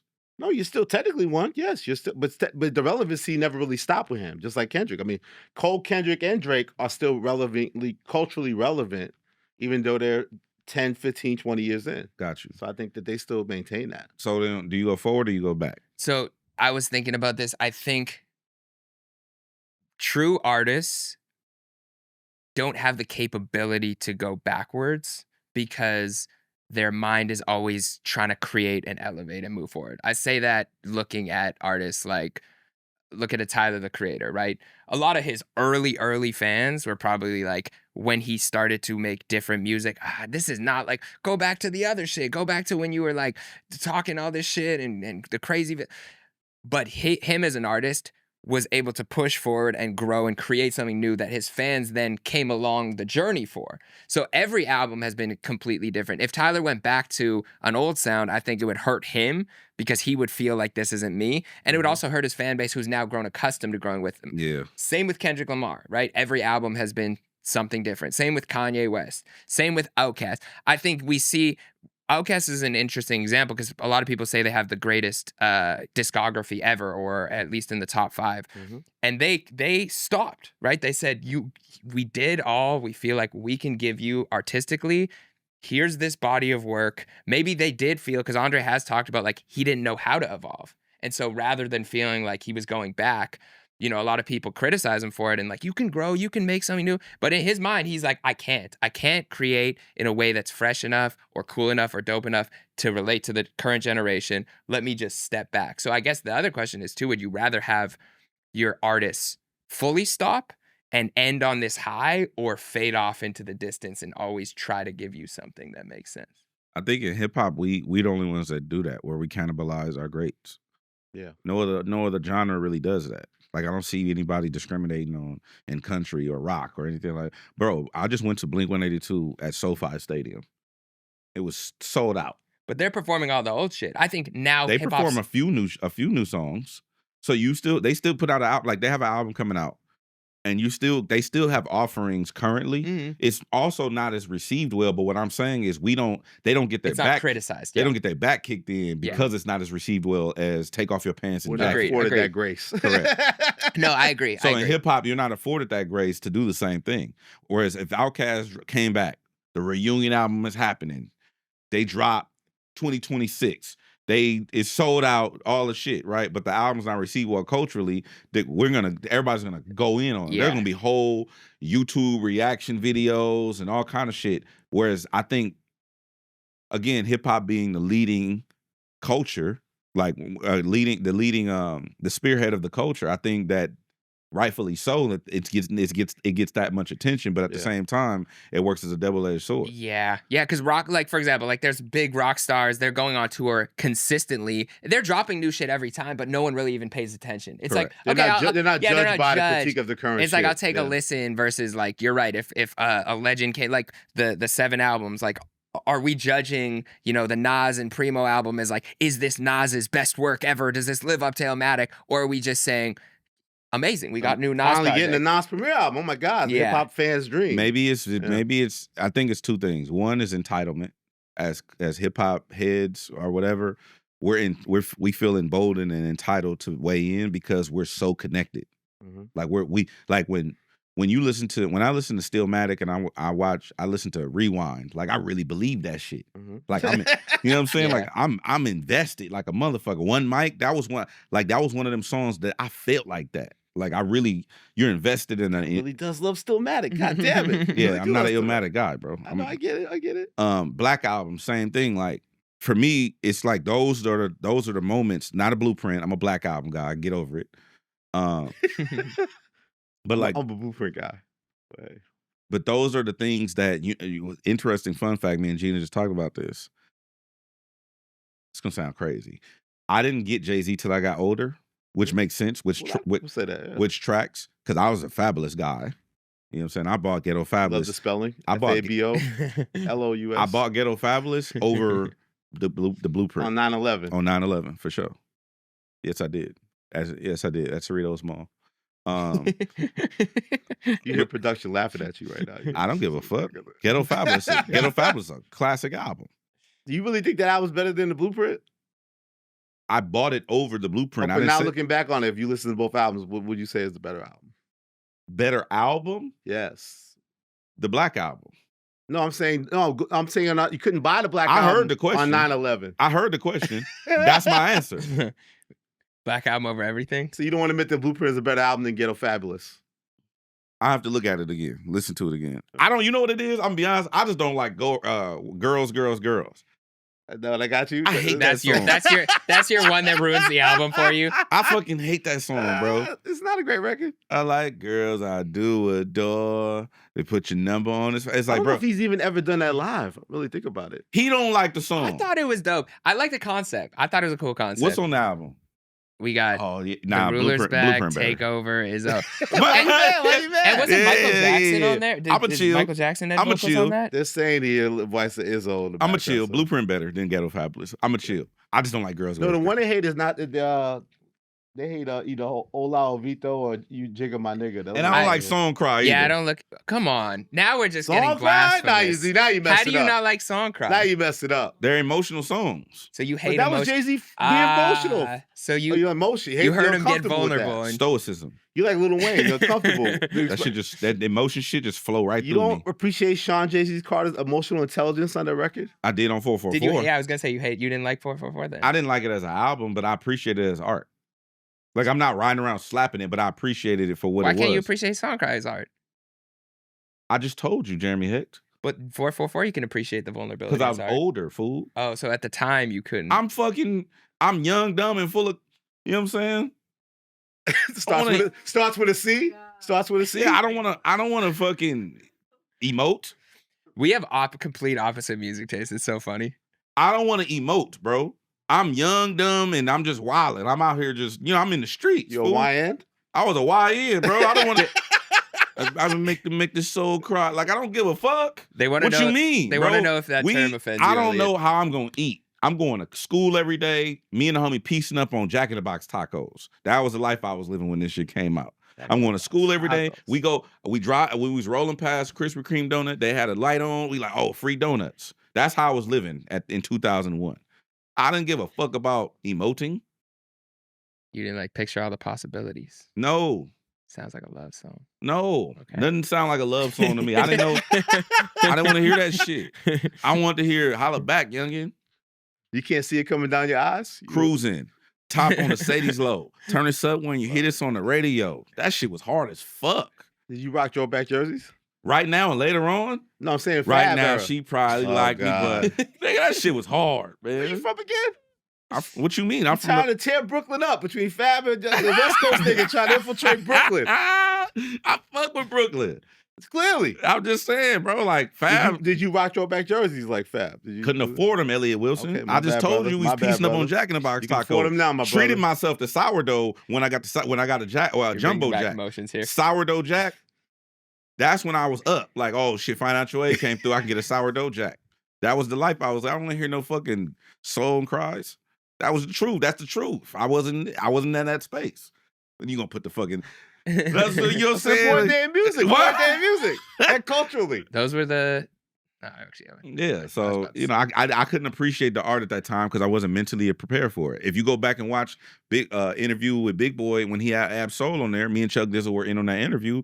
I said it on the radio, bro. I didn't like Ab Soul's Your music. fellow Carson brother. Soul told you in the mini doc we shot, "God didn't like my shit," and he told me, "I don't like your shit. I can't relate. You talking about third eyes and fucking I don't know what the fuck you talking about. I wasn't there. I wasn't there He's mentally. just another harsh hip hop fan. That's why Axe can't go on the road anymore. No, that's not what it is. My point is, I wasn't ready. So if we want to elevate to a point where everyone's gonna appreciate the art in the way that it's supposed to be appreciated, Big Sean is another one. Big Sean suffers from this immensely. His fan base loves I Don't Fuck With You. His fan base loves Yes, the song he put out, right? His fan base loves One Man Could Change the World. His fan base loves Click. His fan base loves these songs, Pull Up and Wreck. And then even Marvin Gaye, not Marvin Gaye, the other, Ass, him and Nicki, shit like that. That's what his fan base loves. He goes and starts a family and he's meditating and shit. I know people he works with, he's meditating. He walking on the beach, he's grounding. If you know what grounding is in grass, go look that shit up, kids. Tree hugging? He's hugging trees and, you know what I'm saying? So the point that I'm making is that what happens is just because you elevate doesn't mean your people do. And when you elevate, you have to figure out a way to bring your people along for the ride, or else you're going to lose them. So I wasn't ready to receive those messages from the Blueprint and all these, because I wasn't emotionally, like going back to Lil Wayne shit, I wasn't emotionally intelligent enough to understand or comprehend that shit because I had never learned it. I never taught. Nobody ever set me down and said, hey, probably y'all too. This is a great question. Has anybody ever set you down, Jeremy Hecht, as emotional as you are and all that kind of shit, and said, hey, this is what you do when a woman is crying? Has anybody ever taught you that? No. No. We were taught how to walk. We were taught how to talk. I learned how to drive a car. I learned how to feed myself. I learned how to piss standing up. You know what I'm saying? Shout out to my Uncle William and Uncle Brian. It took two? Well, I didn't have a dad, Elliott Wilson. So niggas swapped in. You know what I'm saying? My Uncle Rod too. So my point is, we were taught how to do all this shit except evolve. Yeah. And elevate and nourish us, which is why I share books and shit on my Instagram. I'm sharing insight because I'm trying to bring people along so that way I don't get so far removed in my stoicism and my enlightenment that nobody know what the fuck I'm talking about one day. Here's the beauty of art, though, is that even if you didn't appreciate that in real time, some things will hit later on. Yeah. You could go back and listen to it and appreciate it now. It wasn't ready to receive that at that time because of the life you was living, but the beauty of art is that you make good, timeless music that you can then go back and relate to. I agree with you, but that's what I'm saying. Nobody's having those conversations. They just throw the music out, and then there's like, oh, here's my art, and people critique it, and they get mad or whatever. But it's like, bro, you went and did a 6-month retreat. You know what I'm saying? And learned meditation and all this transcendent. I'm learning transcendental meditation right now, right? Look that shit up. So I'm learning all this shit. And now that I'm transcendental meditation. Transcendental meditation. Yes. That's very elevated form of meditation. Jerry Seinfeld is on it and shit like that. But anyway, what happens Jerry is Seinfeld was also on some weird shit, but you alienate yourself. Jerry got a weird case, so for real. Oh. You love bringing up niggas' weird cases. No, I'm just keeping it even. If we can talk about the whites' weird cases I was just bringing up fact that I saw him do this shit. I know he had to meditate through it. Keep going. Anyway, my point is, sometimes the fan base and the fans and the people who consume are not in the space to receive the art because they themselves aren't evolved. But to that point, I will, of course, I'm always going to defend Big Sean. But with Big Sean, you mentioned, I don't have a problem with Big Sean. No. But you mentioned One Man Can Change the World. It's like those were songs that are not the slaps, that were very deep, that made me a super fan because I'm like, oh, he's really getting vulnerable and emotional. And he was always open talking about meditation, talking about the books he's reading. Like, I connected through the interviews more than the music. Like, but to your point, you kind of need to bring people along the journey. Yeah, but you're not average. I'm a super fan. Correct. But the average regular person is not doing that kind of in-depth attention seeking. True. But I think like somebody who's done a really good job, speaking of Sean, they're friends, but Mike Posner. Yeah. The reason why I've always been a huge fan of Mike Posner is he's gone through all these crazy chapters in his life, but he'll take you along the journey. He'll be like, listen, I'm going to walk across America now. And here's what I'm doing. Come along with me. I'm telling you why I'm doing it. I'm going to drop an album through it.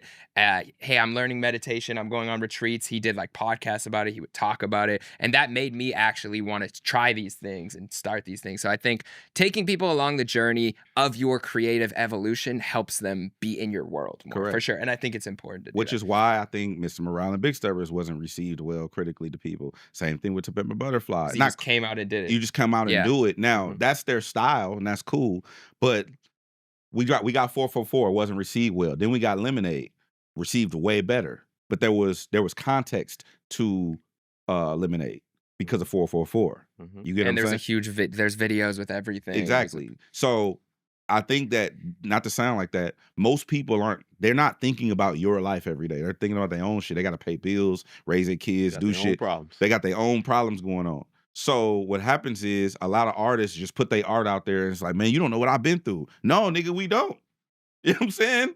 You ain't did an interview. We don't know what you've been through. Don't get me started. Oh my God. Anyway. But I did see a lot of, to go back to the master, I did see a lot of hype when I put out the 7 albums and stuff like that. You know, I don't know which anticipated most with you guys, but like, do you think that's all just nostalgia or people really want to go out and really support these albums? Or is it just face value of like, oh my God, I'm getting a Ghostface Killer album or Raekwon album? Like, it's nostalgia. It's too rooted in nostalgia, right? It's nostalgia because I'm gonna sound like a hater, but like nobody's checking for it like that except the people who want that. Yeah. So it's just like vegan food. Like you probably don't give a fuck about the vegan options. Mhm. You know what I'm saying? Because you eat whatever. Like I have to care about the vegan options because I don't eat meat. So it's like I think you only care when it's pertaining to you, and there's less people who the more masses aren't going out checking for vegan restaurants. They aren't going out checking for the album. But the people who it matter to really fucking matters to them. So it doesn't have mass appeal. So you always trying to rap. No, I was just asking a question. So we got Nas, DJ Premier together, Mobb Deep, a Ghostface Killer album, De La Soul, Big L, Raekwon, and an epic return of we don't know who. I just seen When was that? A Slick Rick. I just seen Will I Am. I think he was talking to De La about how they helped him survive in the projects. It was super dope.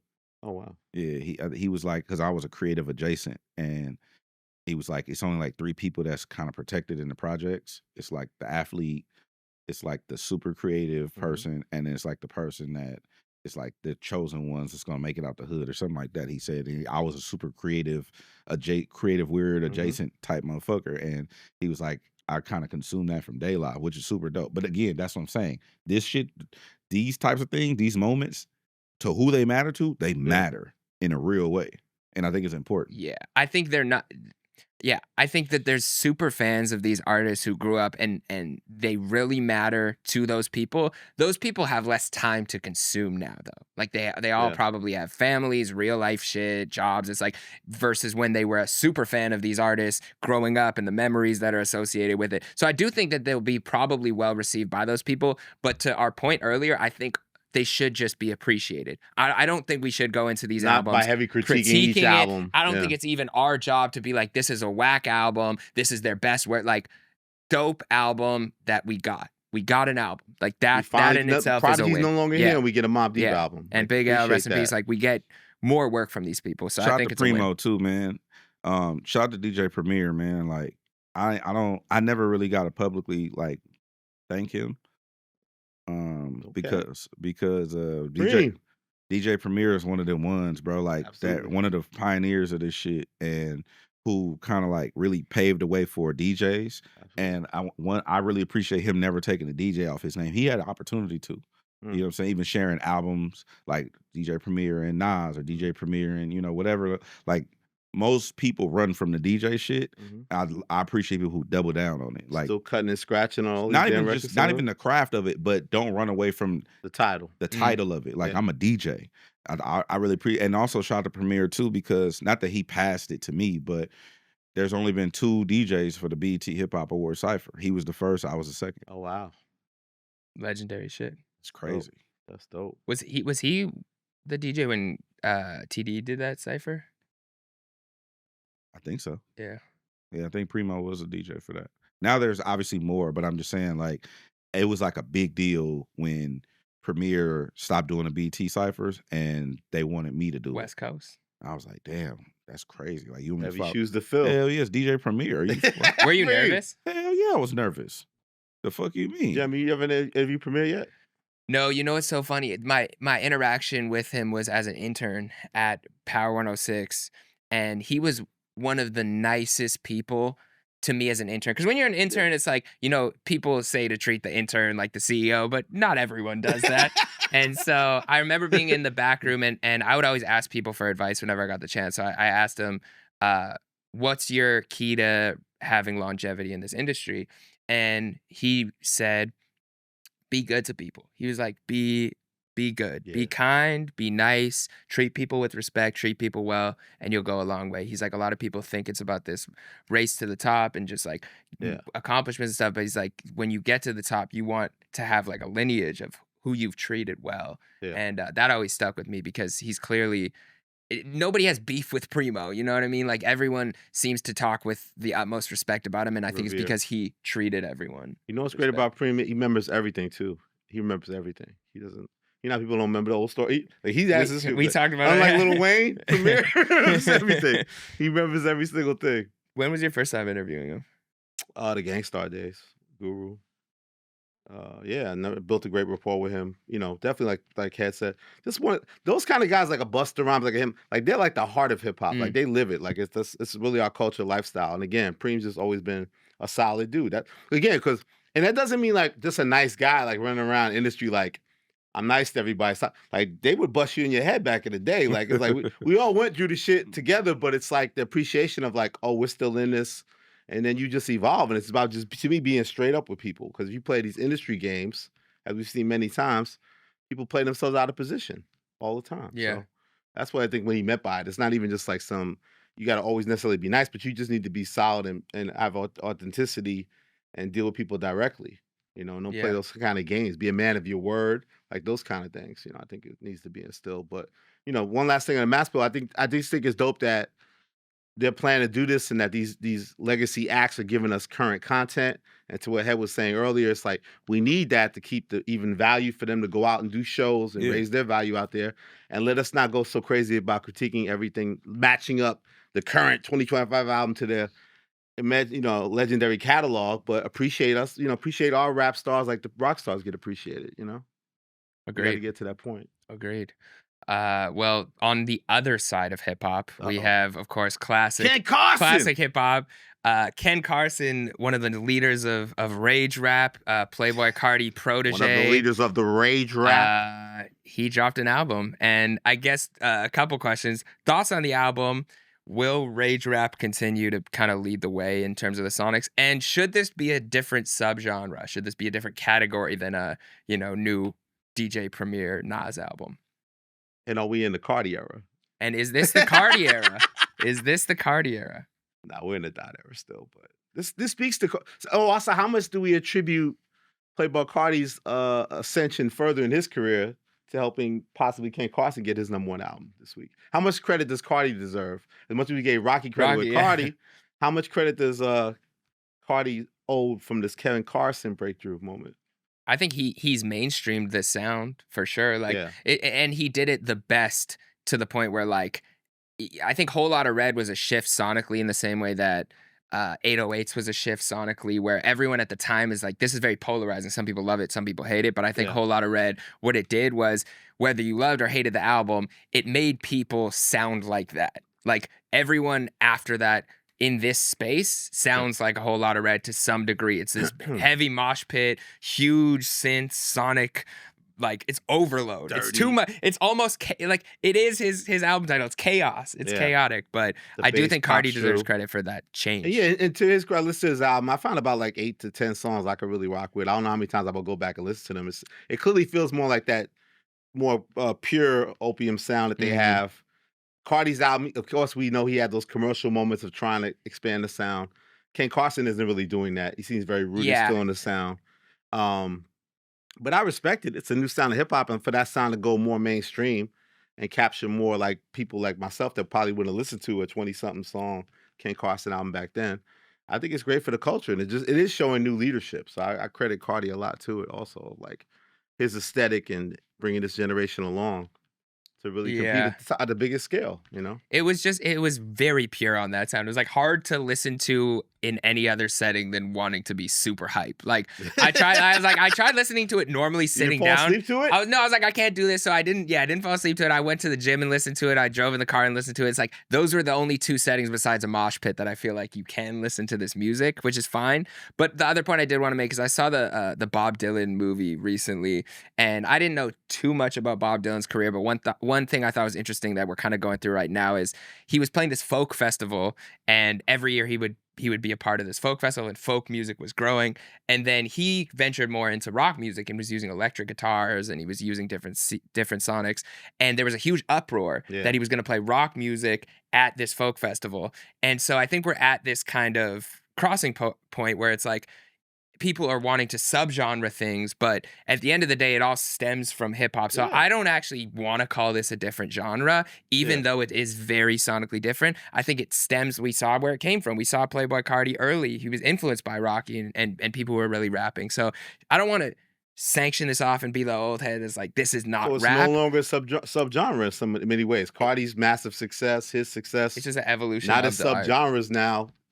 on the main stage. They gotta go get their media base fucking single and get it popping, right? What'd you think? You take a listen? Yeah, I did. He not talking to me though. You didn't feel moved? No. That's your review?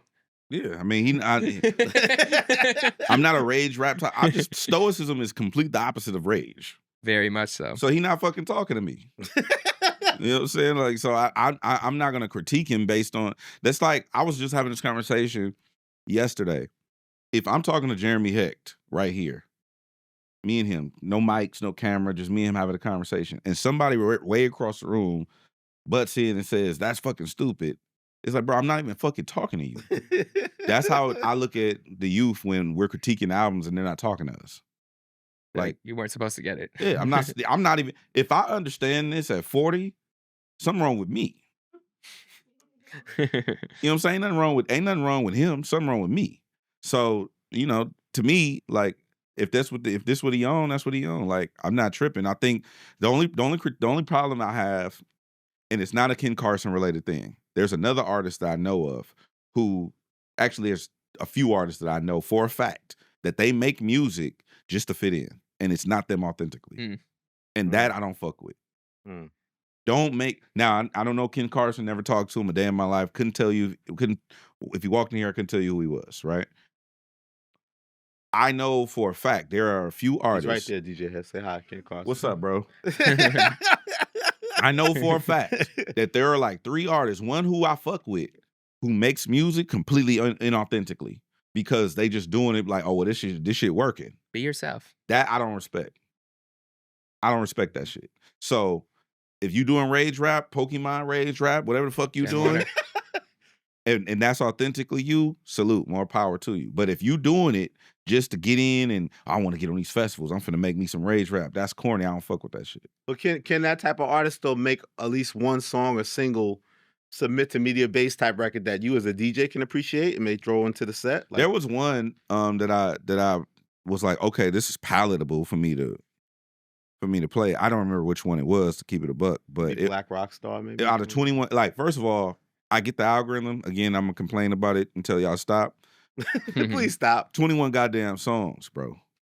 I got What'd you say? What did Jeremy? 13 should be the rule, right? Yep. Nothing more. Jeremy Hecht feels 13 songs is the maximum. I got maximum. shit to do in real life. Yeah, I don't think any album for any reason ever needs to be more than 13 songs. 13 Not or that less. People give a fuck. How's your rim, brother? I said I got my wheel fixed. They're good? Yeah. Okay, so that's why you've been so much calmer. This is where the meditation, the stoicism, so now I can and think the about rim dinner. Fixed. Yeah, there you go.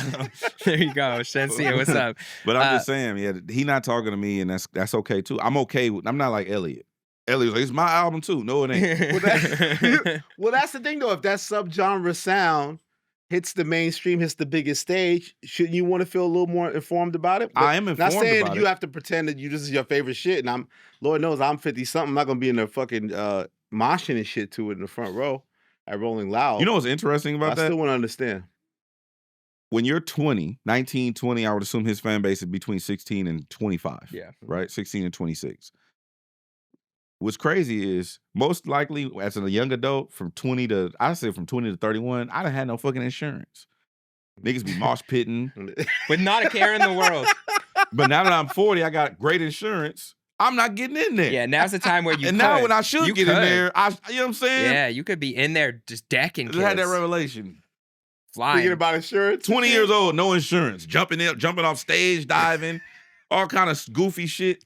Now I got insurance. I wouldn't think twice about that shit. Your cerebral cortex developed in your. I want to see Big X the Plug stage dive. That's a whole nother story. I do not want to see that. Actually, I don't. A lawsuit waiting to happen. I hope that's like Miguel with the drop kick. Yeah, Big X the Plug. If you watch this, stay in the country lane for a second. Carson, though, bro. Don't Keep doing that your shit. I'm not talking about him or Cardi, but there are artists who participate in music genres that they don't fuck with just because it's working, and that shit is corny as hell to me. Listen, this is not a transition off of what you just said. This is a separate topic. But speaking of subgenres, did you hear the latest hip hop song that's coming out this Friday? I'm so scared. What's he talking about? We got our boy Tommy Richman, Sexyy Red. We are here. We're live. The remix acting up. Hip hop slap. You know what happened on this one, Jeremy? My social media's power. I've shared this on Twitter just blindly after this game. This and picture? Then everybody the snippet, the little snippet. Then every media outlet posted the same damn snippet to engage the same talk of like culture vulture. What the fuck is this? Oh my God, them industry plants and everything just went crazy. So I think I set it off, but I get no credit. You know what I'm saying? So, but in this case, did you help or hurt him with this promo? I kicked Tommy's back in again, yet again, as they say. I don't know. DJ had spoke to him one time and never told him what they talked about and shit.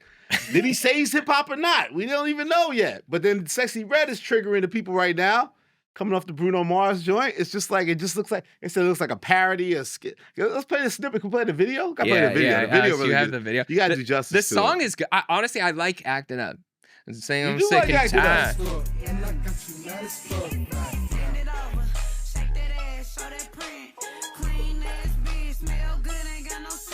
I don't even know what to think about this guy anymore.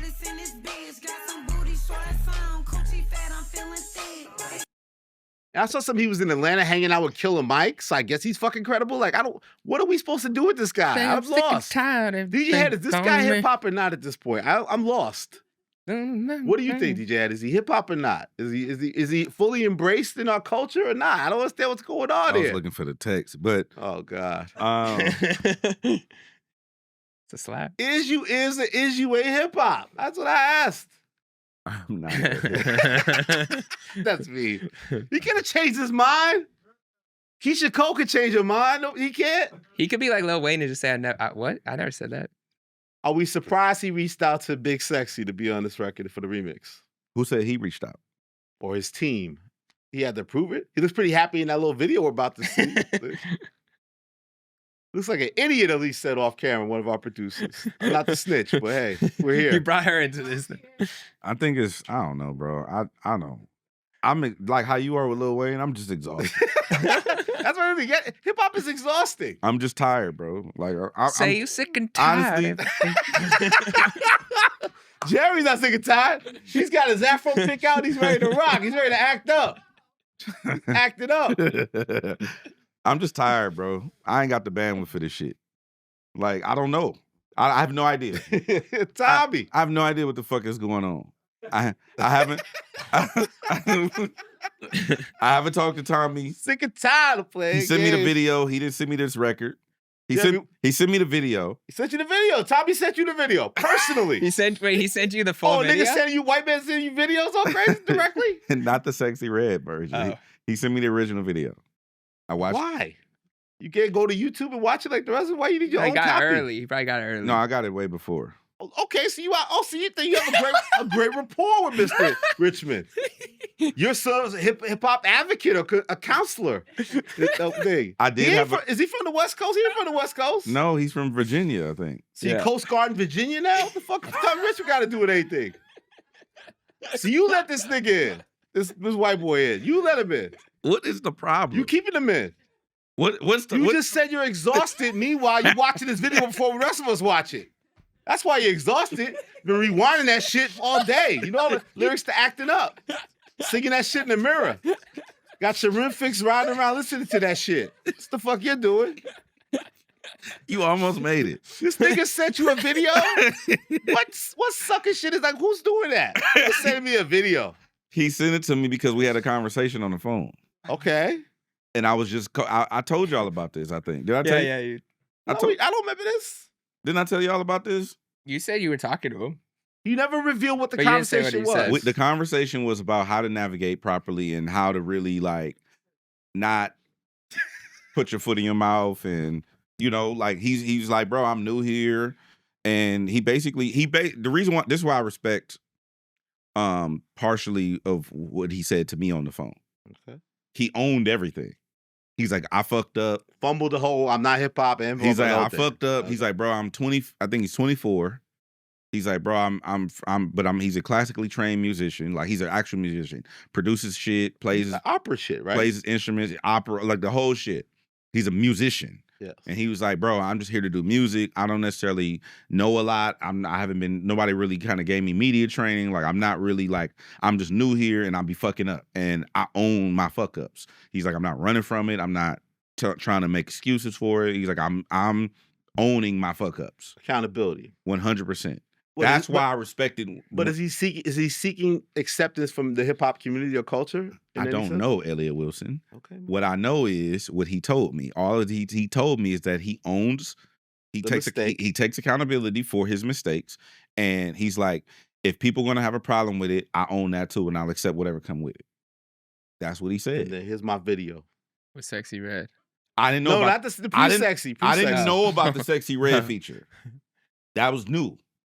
The active video I got was just him. Well, so you have this conversation with him. Let's give him credit. He was accountable. He was 100% accountable. Let's give him credit. Is then sending you the video of the original version of Acting Up a sign to show you that, like, I am kind of committed to this hip hop thing, and he was this like, is a slap or bop or whatever. Yeah, he was like, bro, I'm just want to do music, and I want to do all of it, and I fucked up, but that's what I want to do, and if people don't fuck with me because I'm fucked up, I accept that too. But that still makes it unclear about what his place is in hip hop or whether we have to accept that or not. Ask Tommy. What was your reaction to the video back to him? Like, were you like, yeah, you killed that? Nah. Jeremy, pull those lyrics up. You know you want to do it. I said I'm sick and tired of all these people saying names. I didn't hit him back. You know, you didn't respond to the left video? Him on red? A nigga sent you a video, you leave him on red? He sent me the album, too. What album? Coyote? New album? Wait, there's another album? Or Coyote? Coyote 2? Album? Coyote 2 is out? What the fuck? He sent you his album and shit? What the fuck is going on here? He sent me a project. He said, I've been constructing this project. I don't want to read his messages, but we trying to get you the A&R this shit? Executive produce shit? I said I'll peep it for sure. And then didn't peep shit. Yeah. I ended up not did you peep it? I ended up not peeping it. No peep. Not a peep. Not even a low peep? No. And then not an 8-second peep. He sent me the original Acting Up video, and I didn't hit him back about that either. Nigga hit you with a care package. You don't care. No, I got busy. Too busy. No, I think I ended up trying to call him though to have a conversation, but I missed. This is like a month ago or something like that. This is longer than that ago.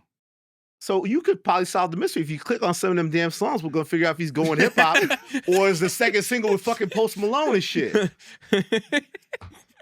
Oh, you have all the answers in that damn phone. God damn Ellie's gonna steal your phone one day. God You're gonna be in the bathroom. He's gonna be like, "Finally, I see what the fuck is going on in this phone." I have biometric on all the apps. What does that mean? You have to re-verify every time. Oh, okay. So it's all hidden. What are you with the fucking hip hop government? I just have very sensitive things that So you have the power to kind of bring some more clarity to this situation. I don't have that power or authority. You do. You have his fucking album in your phone. Nobody else has it. And they watch the video. You don't care about Sexyy Red. We're trying to understand what's going on. I will do some due diligence and figure out where the direction is going. I'll let you know next week, King. And we can give a review of the song. It'll just drop in. It'll be out by the time this comes out. You sick and tired, Jeremy? What time? I'm sick and tired of all these people saying names, and I don't want to die. I want to set the record straight. He said, I want to set the record straight. He's trying to set the record straight. Yeah. What you want from me? Okay, well... He's not going to make the Mount Rushmore of white rap, though, I'll tell you that. That's what, you know what I'm saying? He'll never be on that motherfucker. As long as I'm breathing. I didn't... Every breath I motherfucking take, nigga. I'll be watching you, Tommy. You're gatekeeping the Mount Rushmore list. He's 25 or something, Elliott. His cerebral cortex is now fully developed. I was music editor of the Source. I was in hip-hop. I was committed to hip-hop at 25. Are you, Tommy?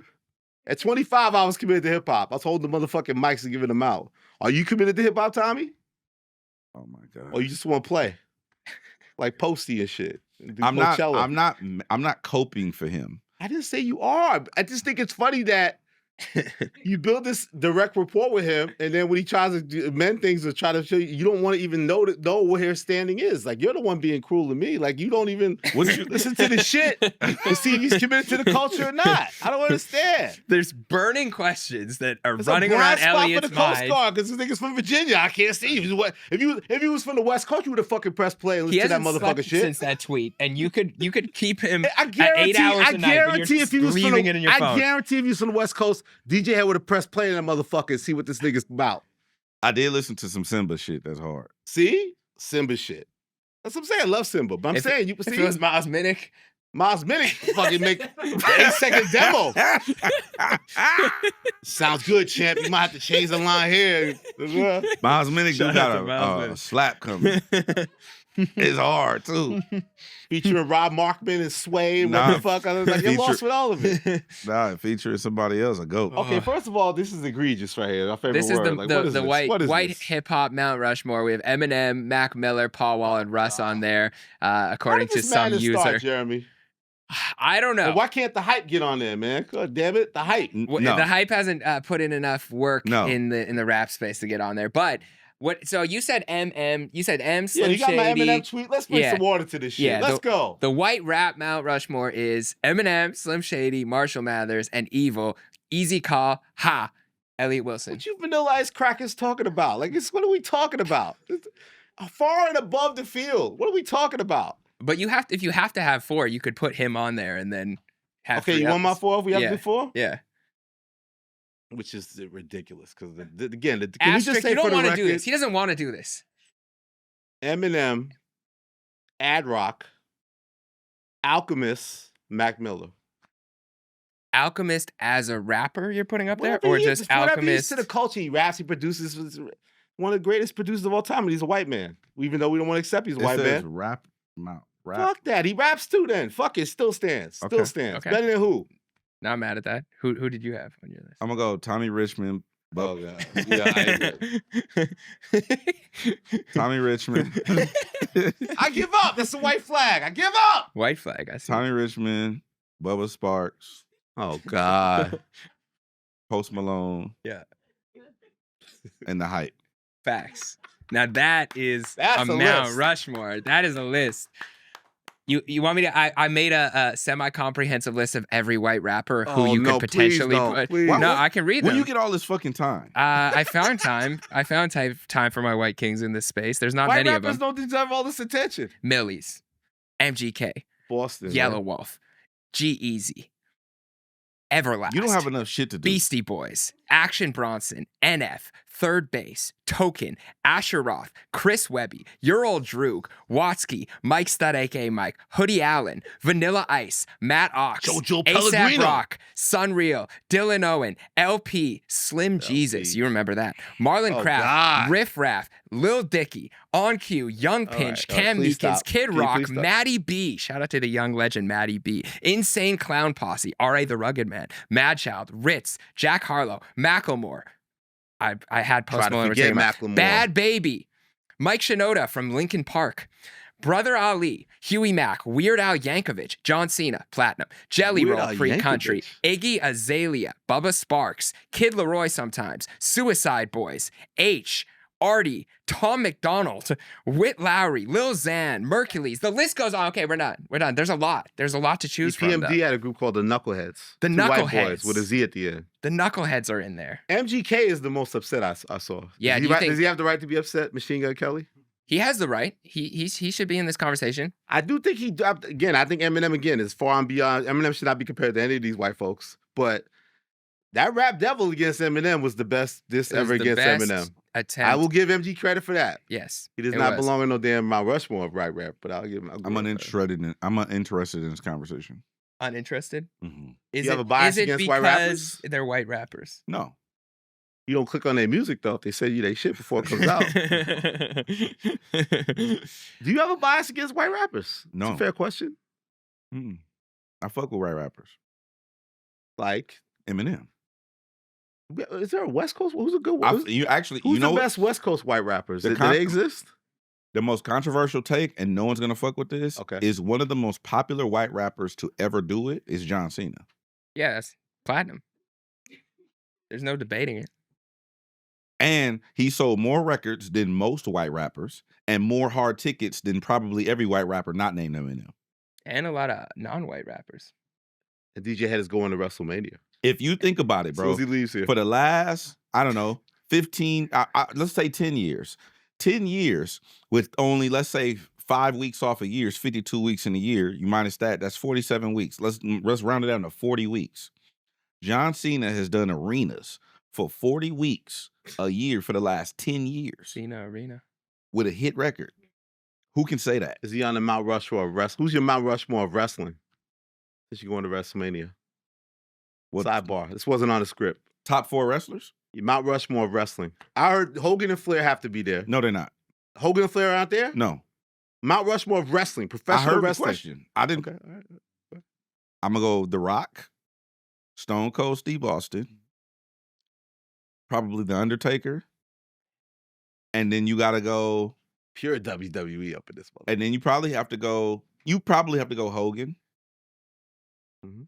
I wouldn't put him Even there. though we don't like him as a person. I know Jeremy's got weird cases and does You have weird to go things. Hogan because he was the first. He was one of the greats, though. He was one of the greats. Weird racist cases. Hogan was the first. Hogan got a racist case. Why is he around? Hogan was the first wrestling superstar. Yes. Global superstar. But no love for the WCW? no. Ted Turner? No. You're a McMahon, man. I only got one on my Mount Rushmore, but he takes up the whole thing. Oh, no. Who'd he pick? Diaper. Diaper. You know who I'm talking? Rakishi. Rakishi takes up my whole Mount Let's Rushmore. do the spotlight so we can get the fuck out of here. I gotta go. All right, spotlight. I'll start today. I'm a spotlight. Ruben Vincent. Shout out to Ruben Vincent. Met him for the first time at Dreamville. Which one? Ruben Vincent. Oh, Knife Wonder's guy, right? Yeah, he rapped over. He has a whole project produced by Ninth Wonder coming out soon, but he released a song. Nyla Simone, shout out to Nyla. She was in the video. She was the love interest in the video. She did great. And I said, chivalry is not dead. It just lives over a Ninth Wonder beat. He was rapping love bars, and you know me, I love a good emotional rap. So shout out to Ruben Vincent. Is it this? Probably. Oh. Probably. You didn't click play yet? I gotta click play. Damn, Head be leaving these rappers on red. He has them on pause. Head got you on red. Fuck your I slap. got a lot of shit going on. All these rappers vying for your attention. How do you balance it, brother? My spotlight is going to be. It'll be out by the time you see this. So it's a song called "Outside with It" from Meet the Whoops. Shout out to Meet the Whoops. Hit a J3, Jay Worthy, Hop Out, Slumlord Trio, YS. Who else? Mari and Wacko. Shout out to everybody over there, man. But yeah, go check out Meet the Whoops. Meet the Whoops. Outside with It. Okay, I'm gonna highlight a couple of female MCs on the come up, alternative hip hop in this case. Also, Elam, she's from Queensbridge. She has a song called Roster. That's dope. Lily Rain, she's from Rhode Island, out here doing her thing. New song's called Double Dutch. Baby Osama, she's from the Bronx. Got a song called Double D's, I think is dope. Our guy T Grizzly dropped 2 joints, but I like the They Shot at Trump record more than the Rick Jameski record. So shout out T Grizzly. And one last one, sticking to Detroit, Jeremy. Another Big Sean feature. Did you catch this one? Coda the Friend. Coda the Friend. Shout out to Coda the Friend. From Brooklyn, yeah. Michigan. And the only bad thing is in this one, he did the video and Sean's not in the video. So He did 4 videos. He did. He's exhausted. Yeah, he was exhausted. He's protecting his mental health. He's hugging a tree He's right meditating. now. So shout out to them, man. Yeah, I like Coda the Friend a lot. You like Coda the Friend? I've for a few years. I'm late on the bandwagon with these young He's very artists, like man. laid back. Oh, Got one more before we go? Rayvon just announced it. Yeah, new album coming, right? New album. The Good, the Bad, and the Dollar Menu. The I'm excited to hear mixtape that. drops next week. Do you think this is gonna be his moment, like his breakthrough moment? Everyone's kind of gonna pay attention. Should we have Bars are Rayvon gonna on the be there. show? Stay on stream. Oh, is that the damn stream, Rayvon? Damn it. Oh, that was that. So that's full circle to this episode. That's what we were talking about earlier. Just So there's no GNX Deluxe coming just on stay next on week. stream, So bro. we can't get Rayvon on this Hey, platform. listen, next week it's gonna be a great week in hip hop. Starting which day? After you come back from WrestleMania? Yes, On Monday? it's gonna be a great week. Hit the ground running? It's gonna be a great week in hip hop next week. We're gonna have a lot to discuss on Thursday. Are you serious? Like some other shit. I'm just saying, just stay on stream. He whispered to me. I'm not whispering shit to you. Can you whisper to the chat and tell them to get their subscribe on and shit? Don't leave us on red like you be leaving these rappers and shit. Oh man, Oh man. How are you gonna all man us He's with still 30 all-manning it. seconds left? Oh man. Sorry. Hey, listen, Oh, chat. man. Like, comment, subscribe. Make Drake sure and y'all- Kendrick gonna battle again? What the fuck? That could be bigger than last year. What you excited about? What the fuck's gonna happen? Hey, you know what I'm saying? We'll see you next week. We have a lot to discuss. So it's gonna be a good episode next week. though. The Good, the Bad, and the Dollar Menu is on the way. The mixtape from Rayvon comes out 4/25. Maybe there's a Kendrick feature. Drake is still suing. We didn't talk about that today. So yeah. All that Drake's good still stuff. suing. And make sure y'all tap in and make sure you check out Effective immediately too. What are you most excited to see at WrestleMania this weekend? Are you going to Wale Mania too? Shout out Wale. I am going to Wale Mania. Shout out Wale. Yes. But I'm most excited to see I don't know. Cena gonna win? Cena's not gonna win. Not gonna win. That's my prediction. Cena's dedicated His new this era. to put other people over. Like he turned heel to put whatever. Anyway, like, comment, subscribe, chat. You gonna teach wrestling, you motherfuckers. Look that shit up. Yeah. The Bigger Picture.